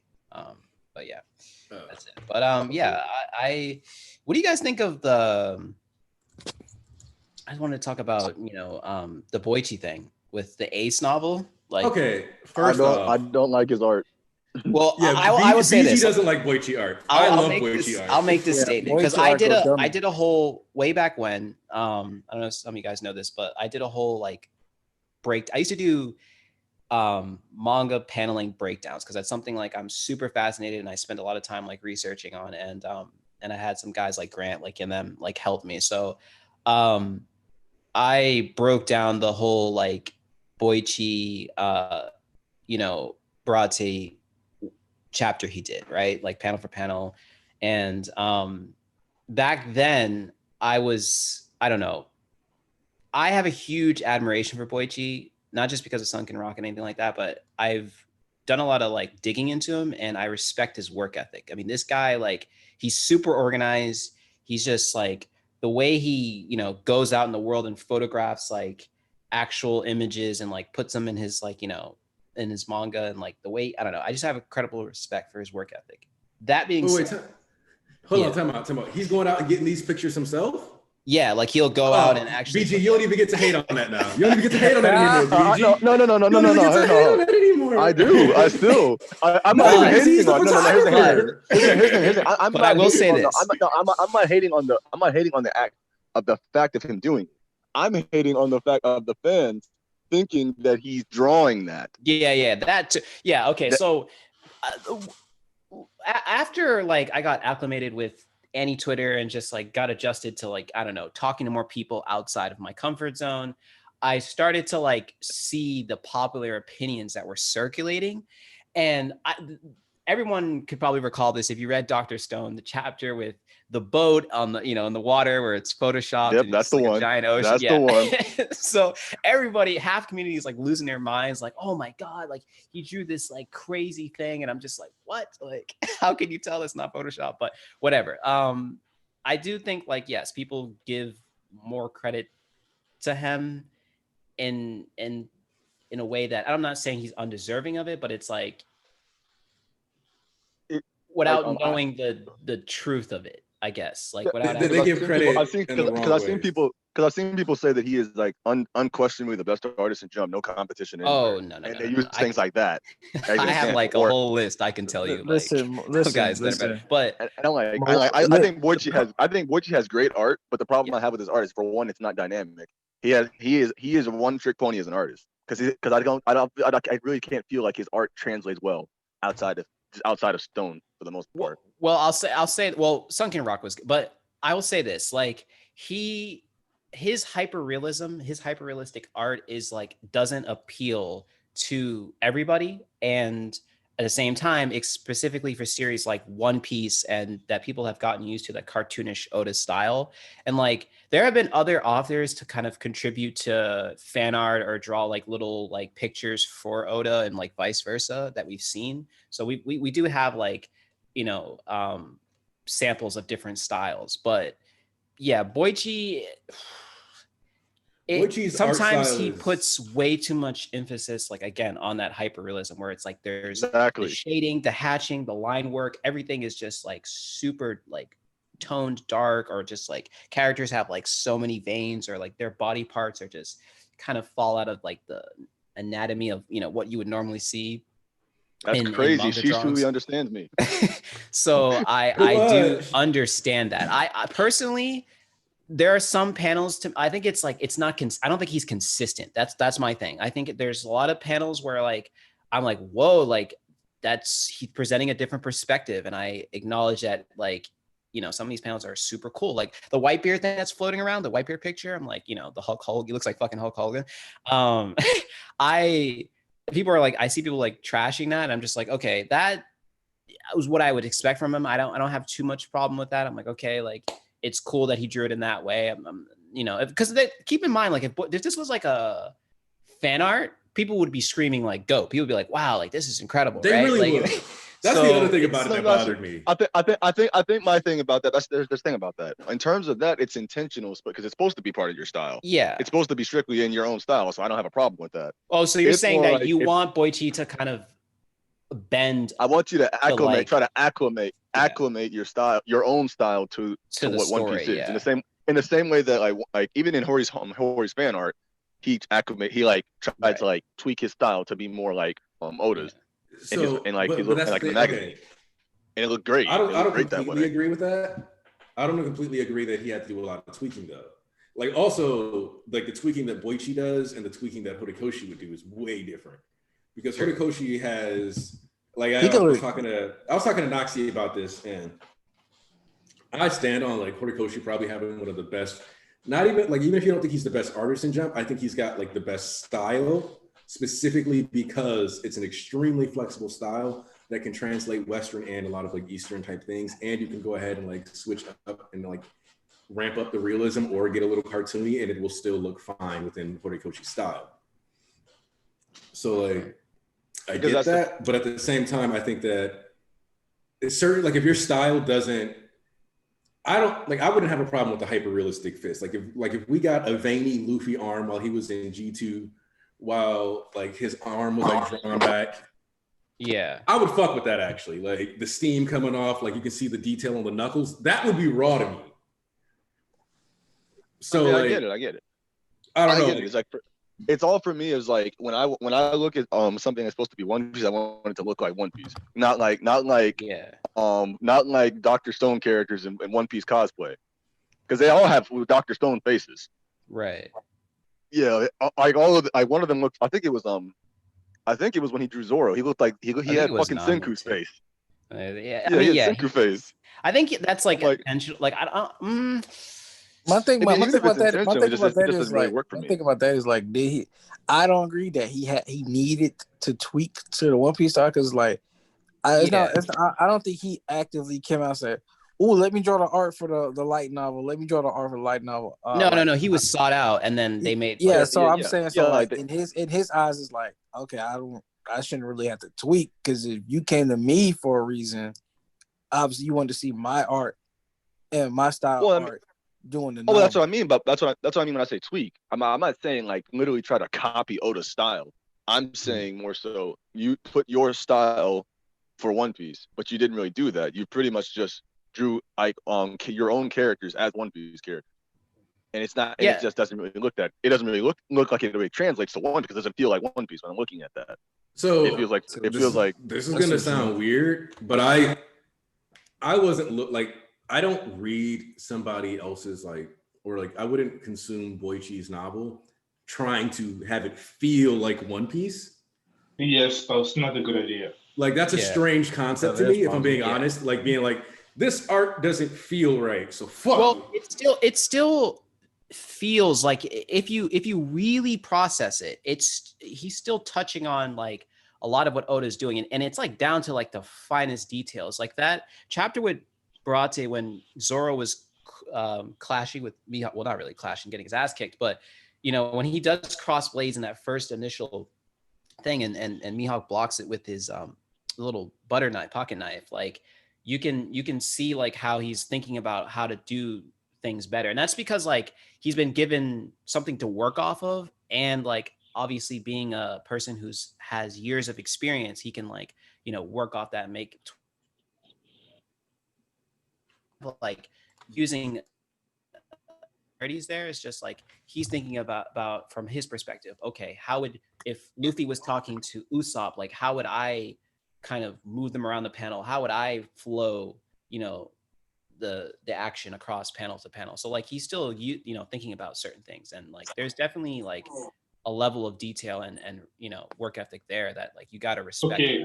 But if it's not your style, if it's not your thing, I can tell. And obviously Twitter, agenda wise, they're gonna say things that are dramatic or, you know, over the top to push points and to make that remark. Like, I'm sure nobody in their right mind can say Boichi's art is literally trash, because if you do, like, no, that's some I don't know. Yeah, I would never say his art's trash. It's just not like it's just like more like outside of Stone. It's not for me. Because in Stone, he actually that weird thing about Stone is Stone is where he actually tones down his hyper realism. It does, it does, and that's where I think fits. I think that fits perfectly for One Piece type shit. That's why I'm I very still think surprised he's why he not went back to hyper realistic.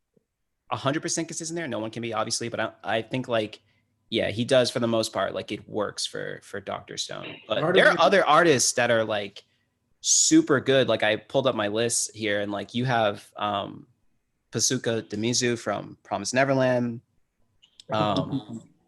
Honestly, okay, so the only series that I feel like the art style would not work for truly is I feel like you couldn't do Jujutsu Kaisen's art style with One Piece, specifically because Kaisen has a more sketchy skirmish. When you say the same about CSM, like CSM could do One Piece.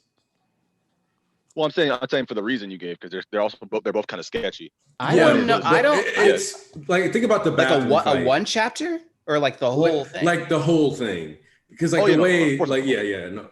Because like most of these series, most art, I could actually see like if One Piece was done in this style, it wouldn't matter. Like if One Piece was drawn like Mashal, it wouldn't bother me. Oh, I don't know about Mashal. As but like as far as like a lot of these guys, I don't know. Like I said, Marshall is combination of clean things and like sketchy, like simple drawings in my eyes. So that would really fit well One Piece for movement and attacks. But yeah, I'm a big fan of Boichi because I read Sunken Rock. I know that people. So I know how he's through LN, and also I was reading before I forgot the name. Dr. Stone.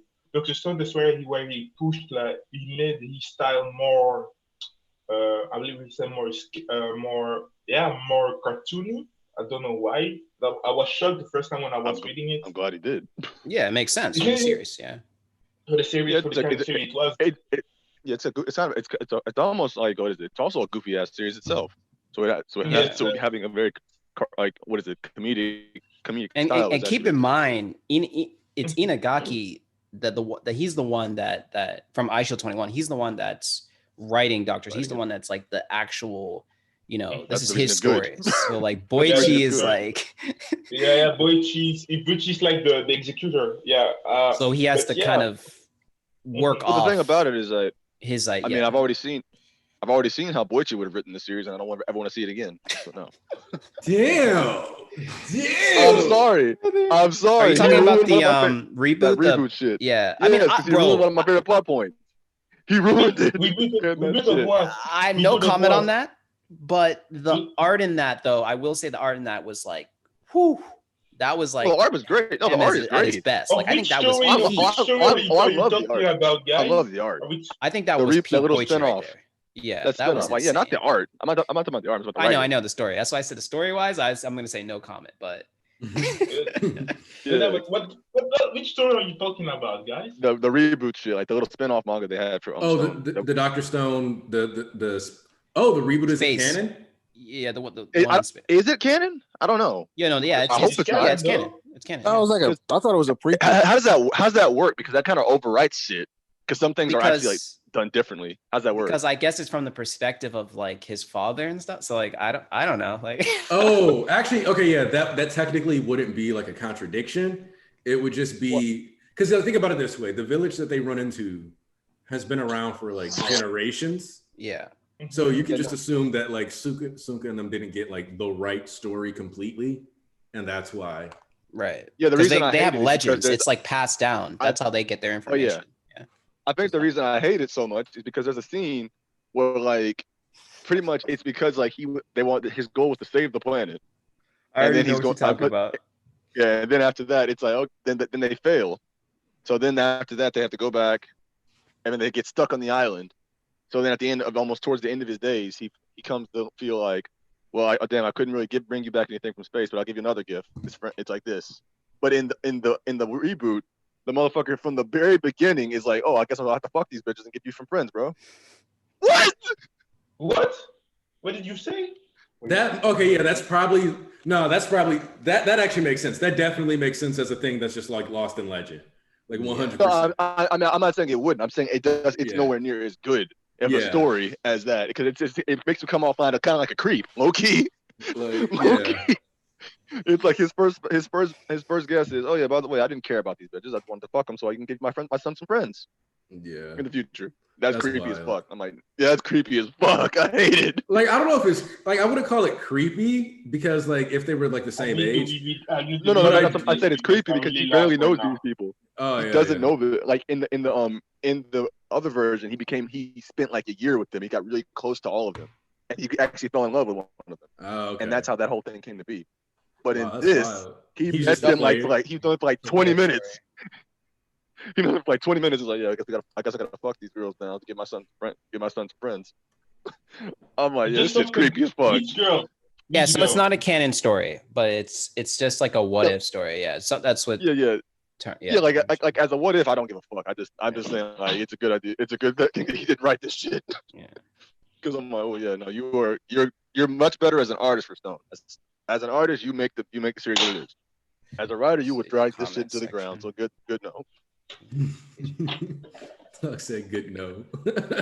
God damn. Oh my gosh, it's terrible. But anyway, now we can talk about it. Yeah, Mira is the goat. Yeah, that nigga's a robot. Talk about for like hours. Let's not even talk about that. Or Murata. I don't know why you said Mira. It's Murata actually. But yeah, what happened? Oh, yeah, Murata is great. No, people say Mira from Berserk is the goat. Well, yeah, but I mean, not like I thought we were talking. Like, I think he meant because he said from Ice Shield 21 to 1. Oh, okay. Yeah, that's definitely Murata. Murata could draw everything for me, and it will succeed. I don't know why. But The funny thing you say that about. Okay, well, never mind. Let me not trash. Let me not. What were you gonna say? No, because I have he's not human. Like, he's a fucking machine. That guy just like I've seen him draw like a YouTube video where he draw like 100 hours of him just drawing. It's crazy. But like, I do respect his like again his style as well. But like the funny thing is he's drawing at like the best he could draw with current One Punch Man, and like the story right now is just like not good, and that's purely because like a lot of it is just like activity happening without any actual like. I mean, honestly, the actual original like story one drew is more entertaining to me than right now, currently, than the current one. That's true because the current arc is literally just a bunch of action, and it's cool to watch or read. But then you got to remember that One Punch Man is not at its best when that's happening. It's when like we get, you know, yeah, no, I was looking forward Saitama like moments from him and stuff like King and stuff like that, like the Oh comedy. yeah, no, you mean like, yeah. Oh, I thought you were gonna refer to like when King told him that he needs to find a new fucking goal instead of trying to be get a challenge. Oh no, not that. Also, Hero I City. love moments like that. I love moments like that. Yeah, no, that's that too. Like, yeah, of course. Like, I would love to be at Hero City right now because like that's where you get like one of the best fights in the series is Tatsumaki versus Saitama. And that fight is great because it's just him like clinging on to her as she clinging on to it the whole time. Wow, fucking what's his name? Is running behind them. Yeah. God. But he's just trying to get her to quit being shitty to Fubuki, basically. Exactly. Like, yeah. Like so it's like be nicer to your sister, gets dragged miles. Like yeah. And I like how like the adoration she has for him is like changing because like after that whole thing, she's like she kind of does the whole like whatever, but at the same time she's like, okay, like I can see how like he's good for my sister and so on. Yeah, so it's interesting. And then that's of course spawned the whole fucking fan art with shipping both Tatsumaki and Fubuki with Saitama. It's pretty hilarious. So you can definitely see you can definitely see some fucking One Punch Man inspiration from fucking Mashal. I keep hearing Mashal. Because after we're thinking about doing a bonus round where we'll explain, like talk about Mashal and Undead Unluck a bit. Yes. But I don't think you've read either of those. Yeah, I haven't. I read Mashal. It's talk about good. general It's things. good. You can talk about general things without talking about. Yeah, it's true. That's true. It's very simple to do that, especially with a simple ass series like Mashal, very easily. Mashal, okay, so Mashal is kind of like what if the One Punch Man manga actually was building a story? Like it was. It was. But like right now, it's just on the we've been doing we got to rescue this dude's son so we can have a bunch of crazy fights for like a year. I haven't even. That might explain why I don't have the same opinion because I haven't read One Punch Man since like chapter 98. Exactly, yeah, because that's when it was like okay, but like this current arc, like where we are, it's kind of dragging its feet. It's dragging, yeah, because we're at 130 now and we're still doing the saving the little kid thing. Yeah. Oh, 131. Sorry, I guess the chapter came out and I missed it. Or that sounds mid. Nope, I read it. I did read this chapter, and yeah, and that's like the other thing about like One Punch Man chapters is that they're kind of beautiful but they're forgettable. Right. Whereas I do kind of think about some of the stuff that happens in Mashal, like when he gets his mind read by the sorting horn, that kind of stuff. Yeah. And it almost in a way, One Punch is like, chapter. In a way, like kind of, it's like extreme fan service because like Psychos as an antagonist is like, I mean, we've already known like that's not the strongest, what's the word for it? Thing about One Punch is like the villains, but like she's where we're in a very hot monster girl. Yeah, we're in a very heavy action, like driven character arc, and it's like a lot of it is just Psychos being like, oh, like Tatsumaki, you think you're more powerful than me, and it's like and we're not getting any Saitama. We haven't really gotten le cosplayer, tu me dis autre chose, mais pas e-girls. E-girls, c'est le pire que tu pouvais dire. What? No, Ponzu muted himself. Somebody was saying something to him, so he had to switch. I heard the e-girls. Yeah, same. I was like, I don't know what actually can come back.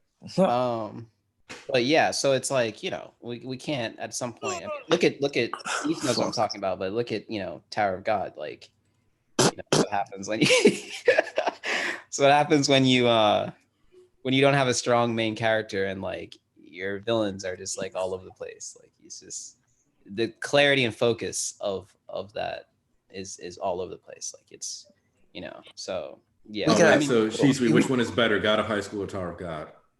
Whoo, okay, so I would have to. You know what's funny? Both of them have 4 really good arcs.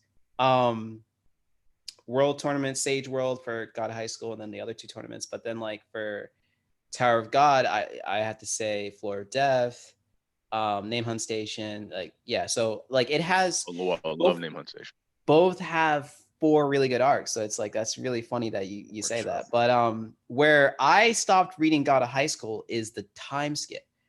That's what you. I'm sorry if I'm. Oh shit. Listen. For anyone here that's like a anime only, like mute or whatever for like a couple seconds. There is a time skip in the series, and when you do a time skip in, like I'm very familiar with this because this is like one of the tropes that like I always. It's a 50-50 thing where it can go right or it can go incredibly wrong. And in God of High School, like it was just against everything that I could possibly like imagine, to just didn't do right. Like how they did it is they wiped his memory, and basically he starts over from scratch, and they try to like give him new like personality. Like it's all, and then it's like a recovering like who he is and all that, and it's like everybody's separated. It's like a new setting. He meets new people, and the thing about that is like at the time it happened and like where it was in the story, it's just like it wasn't the right move to pull. And so yeah, like okay, so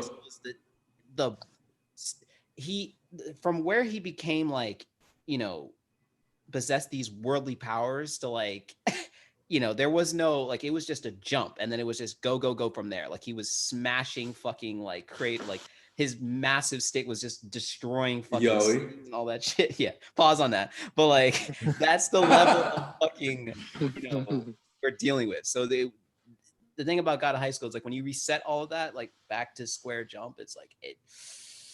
So here's the thing. I realized like I was definitely hesitant when I got to the time skip, because I was like, huh? But the way it's executed is actually really well done. But the other thing is that I was like, Jin Mori is not the character I read God of High School for. Exactly. That's what I mean. Yep. Exactly. It's like, for the others, that's what I was going to say. For the Vaccine. other characters, I was okay with, but notice they didn't get like the reset. Like she lost her memory, and then and yeah, you get.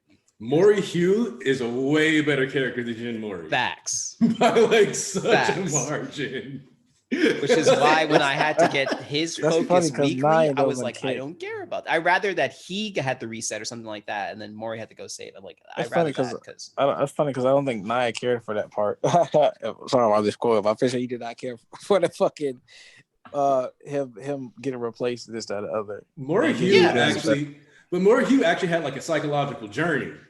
Yeah, and low key, like that arc had me ready to go pick up a bow staff. Like, for real. So like with Tower of God, though, SIU kind of just everything that made the story great of Tower. I'll just say this: everything that made the story great before is missing now. Like I don't know if he's in a rush or just there's so many things I could say. But I'll just say that like he's not writing the same story. It's kind of like similar situation with Oda. I'm sorry if you guys One Piece is your thing for everyone in the chat, but it's a similar situation. Somewhere he just kind of lost touch with his audience and like what made the story great and what we enjoy the story for. That what the core audience enjoyed the story for. That like it's I don't know what to say about that. Listen, Rush don't account for something going on for over 3 years. Yeah, I will say for this long. I will say it's God of High School is a little bit better, but then again, it's like the stories, like the peaks in God of High School are like, a lot of it is just like action movie, Michael Bay, right? So you just kind of like. Yep. Yeah, and Tower God has that too, but the peaks of that is like more of like the characters themselves, like you how deep and layered the lore and all of that is. You're like, holy crap, like how deep the story runs. Like you can really how he built this world. Ragnar is it's one of my top 5 characters of Tower of God because he learned to forgive in season 2 to forgive people, and Bam calls him, okay, I'm gonna make you king, man. You're my king. People so here's the thing. That. Like, I watched the first 13 episodes of Tower of God, but something scared me that I think E said, where I was like, all right, well, clearly the best character in this entire roster based on these episodes is Kun. Wait. Say that again. Based on season 1. Yeah. The first 13 episodes, like in Right. the anime, because I didn't read it yet. Right. I was like, Kun is the best character. Fuck that. Rachel is. Let's go. Rachel is a good villain. Did you hear that laugh she had at the end? That fucking psychotic bitch. Like, I was like, yo, what? But like right now where I'm at, like Kun, okay, here's the thing. Rachel is like a character that I'm interested in, but Kun is like the character that No, I'm joking. Yeah, it's 100% for sure. Yeah. But What chapter are you on? I only watched the first 13 episodes. We have to read Tower of God eventually just to see how I feel about it. And like that's the other thing is that you're gonna have all the same complaints East and I have. Like I already see it coming. Like Tower of God, because like Tower of God didn't pull me in like God of High School did. Because like God of High School, I still have a meathead muscle at the end of the day, right? So I thought I did No, too. but And Tower then, I of thought I God- did too, and then I fell off after episode 5. I'm tired. wait of God of of High School?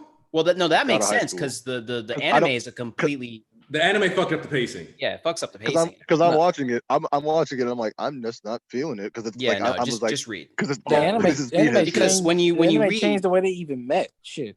Yeah, like I say this a lot of times is why like I end up reading more manga, manhwa, etc. But like it's like when you read, like you control the pace at like the speed at which. Well, you know who consume that. you know who you can blame for that? Who?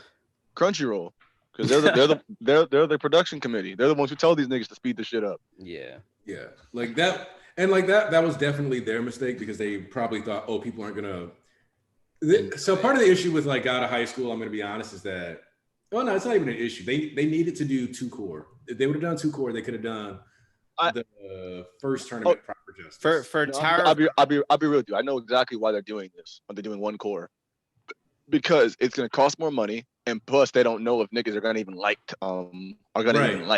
manhwa anime anyway. And so in my opinion, it's a smart business move.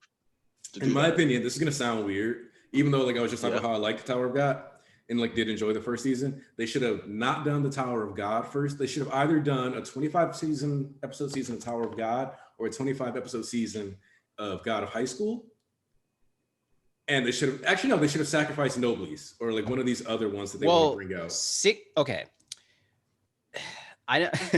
I'm pretty knowledgeable on like webtoons and like how this process works. And like I've discussed this with like a lot of people, and the sweet spot for Tower of God is like 16 episodes. Now, obviously, like that's a weird number to like say, but like when you break down like how many episodes they were doing how many chapters they were doing per episode, and like how the story would have like been, fleshed out for season 1 completely and done okay. Like 6, that's like the magic number. Like too much, and like you end up also ruining the pacing because everything like develops like too slow, and then like obviously too little. We saw the result of that. So, and obviously like Noblies, Tower of God, and like God of High School, they chose those because on Webtoon app, those are the most like popular in the realm of like action adventure, whatever. So like, I get why they chose that, and it's like I wouldn't be surprised if Unordinary's next.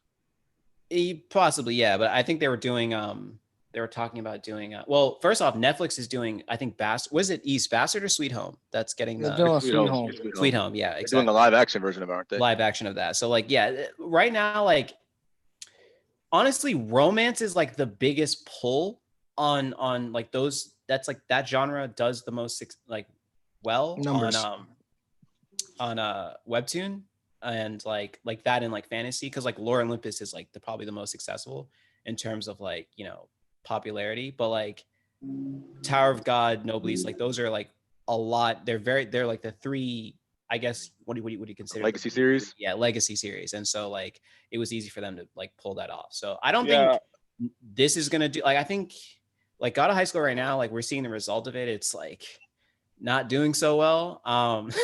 Yeah, I feel like it's doing the same thing that happened with fucking Tower of God. It's that in the first like 5 weeks, it was like, oh my god, this is gas. And everybody talked about every fucking week in the timeline, and then after episode 5, nobody talks about it. It's kind of like, well, yeah. I still saw like Tower, like when it ended, like there was still like I can still see how like it was still on the timeline. I could still see that. And it's like a very like niche kind of like small community compared to like Right, and I'm like, I just looked at the chapter/episode count, and dead ass though, for God of High School, we should have done a 13 episode, one core, like we're doing, and they should have just like let the season finale be Jin Mori versus Handaile. Right, exactly, and they should have, yeah. So I think I know where they're headed though, as far as like where they're going. But regardless, looks like they want to get that Jiggle. I know they're gonna go crazy with the ending and the finale, and that probably will generate some buzz. But like, it's not gonna do as much as they wanted to. But like, I think this was a trial and error thing, like to see if they could pull it off, see if enough people were attracted to it, and it did. It in some way it worked out. Like it kind of, even though Tower of God and God of High School aren't as successful as they wanted it, like, you know, as they would, it could be. It still was generated enough, like, you know, feedback, and that they can be like, okay, we can actually keep this going. Like, this still can be like a collaboration and can still work, you know, depending on the series they do. So like, I'm not too, this is like the first 2 series of like, and there's so many webtoons, I'm not even talking manhwas. There's so many webtoons they could do, and that could be successful. So like, I'm not too concerned. I am, because they're all going to be ass. No, relax. I am too. This is a trial and error. I say that because if they're going to keep up this first season will always be 13 episodes shit, then they're all going to be ass because they're all going to be paced. Whoa. It depends on the webtoon. It depends on the director. It depends on. Well, I mean, but even then, like the dude who directed God of High School is a great director. He's also doing JJK. But the problem is, but like, it's really not about that. It's about the pace that's set by the production committee, and that's the one that and that's Crunchyroll. And it's a pattern now. It's a pattern now because it happened with both God of High School and fucking Tower of God. But and if it happens, I just need one more example, and that's Noblesse. And if Noblesse is rocket fast, Noblesse is probably not going to work out. I mean, they tried it before, but it didn't pan out. But like, it was OVA back then, right? Yeah, but I think it doesn't work for these series, but I have a feeling like it could work for others that aren't of the same like genre. Like, it's just that weird thing. Season one, like I said though, it's just this is just literally the first round. Yeah, so like they're brand new on a plate, fresh doing this stuff. So I'm optimistic of it. I feel like eventually, like getting enough like, you know, enough like feedback will probably like alert them to be like, okay, we got to start making bigger productions and like so on. But again, that's like contingent on so many things. So we'll see how it pans out. But like right now, like I knew these things weren't going to be like the greatest. I was just kind of like hoping for like a decent thing, which. My thought was that if it had more episodes, it would be fine. The thing is, they're relegated to 13, but having the length of like a 3-core. Yeah.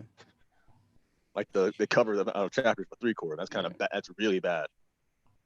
So I'm like, they're really testing the waters. I can tell because honestly, like they're like, okay, let's just hurry up, do season 1, 13 episodes. But that's the weird part about it as for Crunchyroll as a production committee, because I didn't have this problem with Inspector, and that's also a Crunchyroll original. Yeah, exactly. Yeah. So it's like if Inspector had a good pace, had a good pace, it was well done. But then like we get to this and these webtoons, and then they're just like, I don't know what the fuck we gonna do with this. Yeah. I'm a little bit like I don't understand. Yeah. No, when you see your concerns are when you see that they put valid for sure. Man, no, what were you gonna say, Ponzu? So like I'll say, because I read like manhwas. Mm-hmm. Can you hear me? Yeah. I read manhwas since like I'm like I will say 18 years or 17, so almost 6 years. So the first thing that I came in the community, that Tower of God, God of High School, and Noblesse were like the big three of the, because they were like the OGs who started on the webtoon site. They were like the first one. That's why that they were like put at first to give to people, you know. Noblesse, I'm a reader of Noblesse. I read it like it is my second or third manual that I read. Tower of God I read like since past year, and in 3 years ago I started to read like God of High School, you know. Mm-hmm. So Noblesse for me was one of the first things who I loved the story. I love the series so much, and I'm really scared for the 13th episode because the first chapters are like, even you don't hear words literally from the the Main MCU. character. Yeah, because I read the like Sorry. first 2 chapters, and he just like walks around Yeah. doing shit. Yeah. Yes, and you don't understand what the fuck is going on, and the first words that you hear is from the children, and from the boss of the director from the school. He said, "Welcome, master." You're like thinking to yourself, "Okay, what the fuck is going on here?" And then you get dragged in the story, and you learn more about the character, about the main seed through the eyes of other people, because he's the noblesse is talking about him through the story that you're reading is told by story from people that are talking each other about the noblesse. So the noblesse you say Rizal, the MC become more like a myth. He's come from a myth in the story too. That it is. I don't know how the guy could write the story like this. But yeah, it is really magnificent how so the time that you get from the first 2 chapters where he doesn't speak are really important. When you after reading the whole 500 chapters that I read, you understand why they had to put this silence for this character, because the story is about people talking about the noblesse, researching about him, everything is around him, but he doesn't talk much. He just say the right words on the right moment. Oh boy, yeah, that's not gonna do well. Because I read like the first 2 or 3 like episodes, and I was like, nigga, you don't do nothing. It's boring. Yeah. So yeah, you're thinking to yourself, it's boring. But I was reading it, and it was about the other characters, how they were evolving and everything. You got one of the best friends of the main character is like a human. He's the shonen type character who can fight and everything. Yeah. Frankenstein is the best character by far. Yes. And you don't discover that until later. Okay, here's the thing that's what I was saying about these webtoons. Like when you read, you're controlling the pace. So like if you have the patience to kind of like get through the first act, like eventually like it kind of hits a point where like, okay, I'm enjoying this. Like this is fun. And like a lot of it in the beginning, it's just like Rizal, like in a school setting, meeting, like, acclimating to like the human world. He doesn't remember who he was, like, and apparently like he keeps getting like people from his old past keep coming into his life. And he's like, they keep telling him that he's like this important like person, or they keep mentioning it. So you're like, oh, like he must be like whatever. And obviously the way he talks, and you can tell like he's ancient and he's definitely some powerful, but you don't really know until like halfway through the story and you realize like, oh yeah, this dude was like the right hand to a fucking king, like, you know what I mean? Like it was the OG. He's the OG.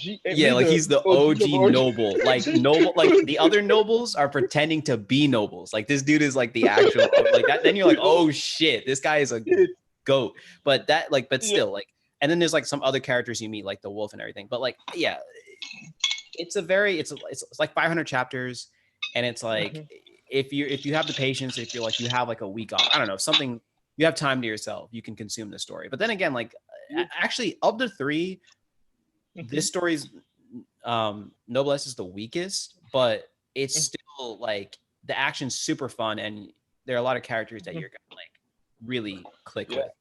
But as far as the first season goes, I don't know if it's gonna be. I don't know. Like it doesn't. I saw what happened. They put like more than 100 chapters in 13 episodes right now, just by seeing. That's where you think they're gonna stop it at chapter 100? Some shit. No more. No, because when I saw the trailer, I saw characters that you shouldn't be in the there. First Yeah. season. They shouldn't be in the first season. So I thought to myself, okay, this is not gonna end well. Catch y'all boys later. All right. I see. It is getting close to the time I'm gonna shut things down. But I'm glad that we got all this shit popping off. Yeah. Basho, Peep, Undead, Unlocked. There you go. Yeah, we're gonna have to do a separate stream for them on another day when we have a break. But I'm still glad we had the webtoons conversation. Yeah. So many factors, because everybody can make a webtoon. Everybody, like, it's easier to get in webtoon to the webtoon app than doing something for the Shonen Jump. So they have a Tezuka competition this year. You could enter that.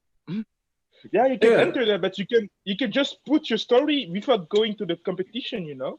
Yeah, but don't- you won't end up But- on Canvas. Like there's but like a I'm process. about to say, Yeah. I'm about to say like, there's a difference because if you win the competition, you'll be in Jump. Yeah. You'll be in the Yeah. the biggest manga magazine in the planet. Versus Yeah. if you're on webtoons, the thing about that is you have to have an extreme bout of luck to even be recognized because of how oversaturated that site is. Well, the thing about Webtoon is like the formula to it is if your series has really good art and you maybe add a little music, whatever, because you can do that. Or if like your story catches on quick, like with that combination, you're like set. Because there's a lot of people that like Purple Hyacinth is a series that like shouldn't have the recognition it has, but like it just like popped off like pretty successfully.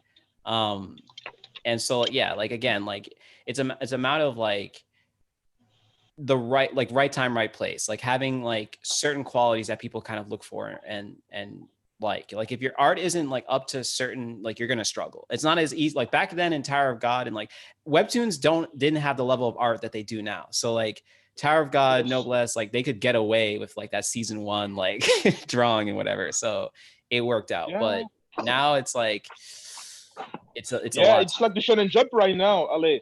Yeah. When you see Senseiya, the Senseiya, the drawings of the art from Senseiya, the Yeah. art is really didn't age well, you know. Yeah. And it was in the Jump. It was one of the best stories in the Jump back then. But right now, if you put some, or you don't see people drawing the same kind of quality as Senseiya. But yeah. Well, But Jump right is a now, lot more cutthroat now because like stories like Bleach would have never survived, in my opinion. Yes.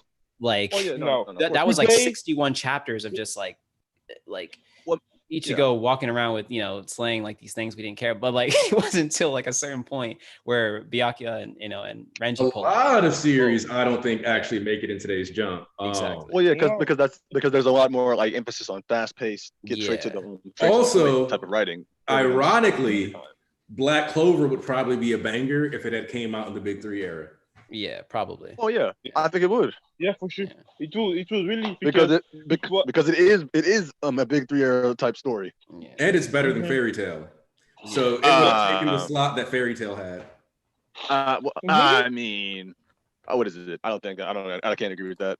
Well, okay, What? Fairy Tail. Well, Fairy Tail is better than Black Clover. First No. off, I read Yes. Eden Zero, and that's better than Black. But anyhow, Point being I'm like, is- yes. If I was talking about post time skip, I probably wouldn't agree with that.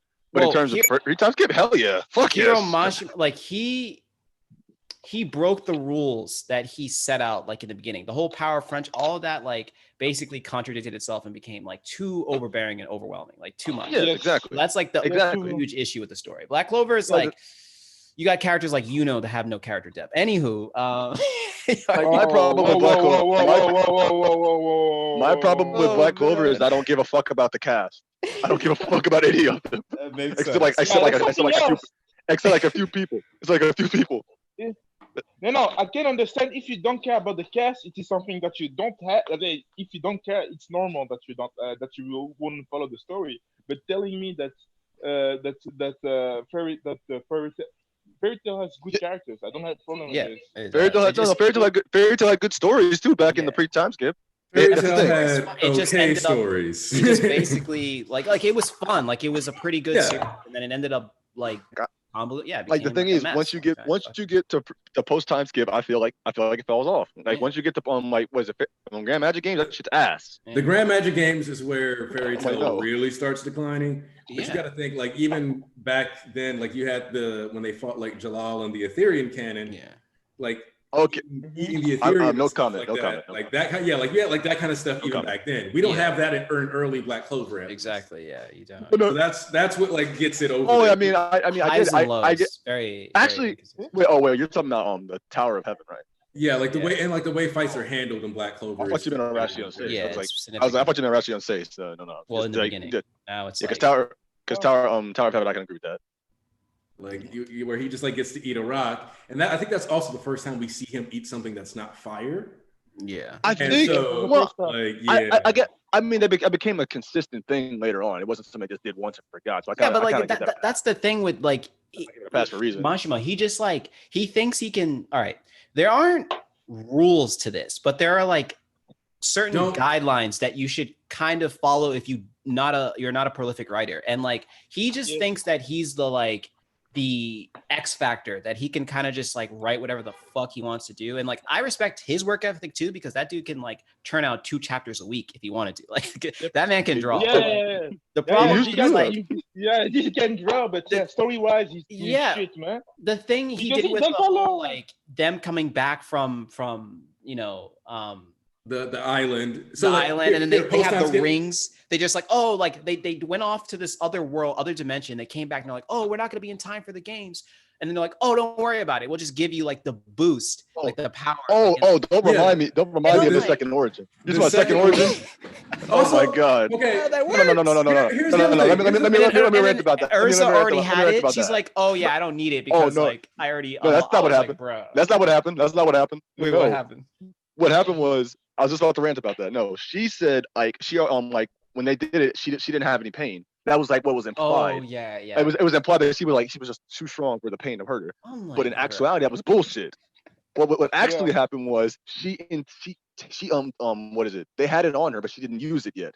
So then she stalled it, and that meant that she was so strong that she didn't even need the boost. Exactly. And then when she finally needed it, she unlocked it whenever the fuck she wanted to. Exactly did. Like that was ass. So here's the thing about Second Origin that was ass though, is that that's what completely enabled Natsu's lightning fire. Exactly. And then Natsu's lightning fire never matters again. Never matters. After Grand Magic. Wait, hold on. No. What do you mean it enabled it? What do you mean it enabled it? Natsu, okay, so Natsu couldn't consistently, like, when Natsu fought Laxus, he kind of had some dragon fire, like lightning fire techniques. Yeah. Second Origin is what made it so that Natsu, without Laxus around, could use dragon lightning fire at any time. Well, no, he could use it before, but the problem is it would drain him like really bad. Like we're talking any time though. That was like before. That's what I'm saying. That's what I'm saying. No, they said it was a consequence if he got to eat Laxus's lightning. The only time they ever saw it. No, that's not true. That's actually not true.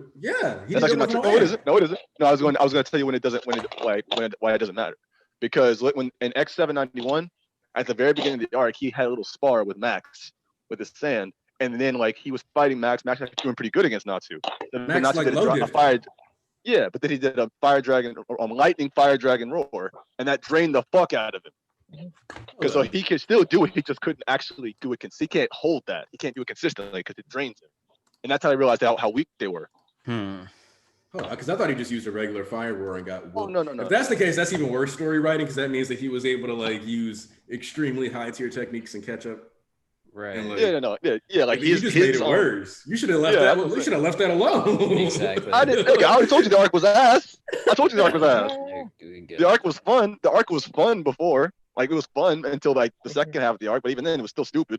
Yeah. Like, and Second Origin didn't really. Then that means Second Origin literally did like nothing for me. No. Second Origin was necessary regardless because look at it like this. That was a fire dragon roar, and he couldn't use that because that drained the fuck out of him. But once he had his Second Origin unlocked, it's as you said, he could hold that form. Yeah. He could hold the form, and he was able to fucking like. And this is also stupid because they hyped up the fucking like the 3rd generation Dragon Slayers, and then not to low dip them by himself. Yeah. It was ass. I didn't understand that. I was hating. He was like, "Stay back," and then just fucking. Also, like, just not pulling out guys.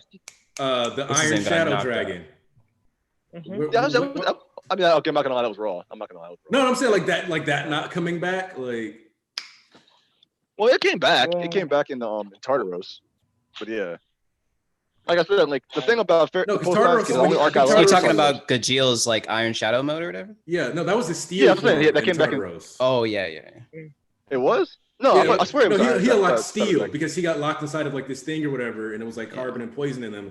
And I remember Levi had a mask on and blew breath into his like mouth so he could breathe again. And then he was like, "Okay, now I'm steel, not iron," and that's how he got through that Tartarus fight. Because I remember he does use that again. It might have been another what is it in the last arc then? Because I know he uses it again. Yeah. Despite my issues with Fairy Tail, I still think for me, it's a much more appealing and intriguing story than Eden Zero. And I think with Eden Zero, although he's avoiding like the same writing mistakes he has in the past, I don't know. Fairy Tail for me is just like, I was just much more intrigued by that story than I am. Yeah, it's like I'm a super critical ass motherfucker. The thing about me is I had fun with Fairy Tail, but I'm also very like biased because that's one of the earlier animes I watched. Yeah. So I have too much love for that to even ever like say I hate it, despite all its flaws. Eden Zero, however, I've not got far enough to have any opinion.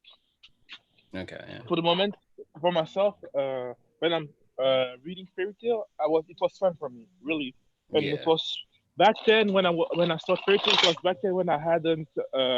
I was looking for a new anime, and people said to me, "Yeah, go watch Fairy Tail. You're gonna like it. That's magic." So okay, and I watched it on. It came on TV, and the intro of the country there. Welcome to in the country of Fiore. I was really into it in the first moment, just playing the intro. So I mean, if somebody told you if you wanted a good match, they should recommend you Magi, not Fairy Tail. Yeah, you know how I came up on Maggie? Maggie was literally I watched on Netflix the Sinbad series with my best friend, and we thought to ourselves, "Shit, Sinbad, that guy is too cool. There is not another season something like that." And we thought to ourselves, "Yeah, Sinbad, this guy is the goat. Nothing to say. The guy who can roll." It was so shocking for us too, and when we we download Maggie, the first episode, we asked to ourselves, "Where are these niggas? Where is Sinbad?" Every episode, where is Sinbad? We watched the whole series like waiting for Sinbad to appear, literally. Yeah. So, well, yeah, because he has his own spin-off series, and then like I mean, I'm not gonna lie, I'm never gonna watch that shit because I'm gonna read it because that shit rushed like a bitch. Oh my god. Read it, yeah, definitely read it. Magi is a really good story. It's not even like in the same realm as the other stories we were mentioning, but yeah, like that story is really good. Oh yeah, Magi actually has a power system, so of course. Yeah. Like that's a really good story. Because also the anime actually is good too. Like I recommend watching it after though. I watched. Oh, you mean for the Sinbad shit? No, for that too. But yeah, like, but it's the anime is good. The anime is really good. Yeah, it's really good. It's just not. I was shocking. Yeah, because I watched every up until what was that called again? Magna Sutat. I watched up until that, then I read everything after that. That shit is my favorite. Yeah. There's a lot of good things in the old era, but there's a lot of fucking ass in there too. For sure. Yeah. True. I appreciate Aniki. Thanks for inviting me, but I do have to go. But this is hopefully we can chop it up again. Yeah, definitely. All right, guys. Real quick, final thoughts on anything you guys want to get out on Jujutsu Kaisen, CSM. Let's get this wrapped up. CSM GOAT, read Mashal. All right, BG, keeping it simple. Ponzu. Okay, Marshall is doing great. Jujutsu Kaisen GOAT government. First chapter was fucking hit. Because I love martial arts. Nothing next to it. Read Chainsawman and read Seer. There's a really good manga for the moment. Give it the chance to Seer. That's the name of this new demon manga though. I forgot. Hello. The new demon. Yeah, it's Fan of Seer. It's Seer. So yeah, it's interesting. So yeah, give it a chance. Next. Also, because we're getting an early chapter this week, I think you might want to meet your words like maybe on Monday. I'm gonna have to do that. I'm gonna have to drop the Aegis on like Monday or Tuesday. Let's see. Friday, since the chapter releases on Friday, we should be able to do an 11 p.m. stream. Or not 11 p.m., 11 a.m. earlier. The chapter comes up on Friday. The chapter comes out on Friday, and that's fine. I work from home on Friday, so like I can kind of push the envelope, and even if the chapter comes out at like 1 p.m., we can do the stream for like an hour and a half. I don't know if anybody's even going to be available, but we'll see what happens. I'll be available. I don't go work till 4:30. All right, and then Amalia will be there. We can do another Sunday OVA next week then, and maybe that one can be like the Undead Unluck, or maybe we can just sit around talking about Jujutsu Kaisen, whatever. But yeah, let me know what you guys think. Thanks for the people who showed up. I know like this isn't what most people come to the channel for. So I didn't expect as many people to be here this week, and I was right, but that's okay because like my main mods came through and stuff like that. So you guys all have a good day. Appreciate you coming through. Appreciate you guys, Ponzu, She-Sweep coming through, BG, East, of course. Always glad to have the team around. So yeah, everybody be good, and we'll see each other all Friday if we don't talk sooner.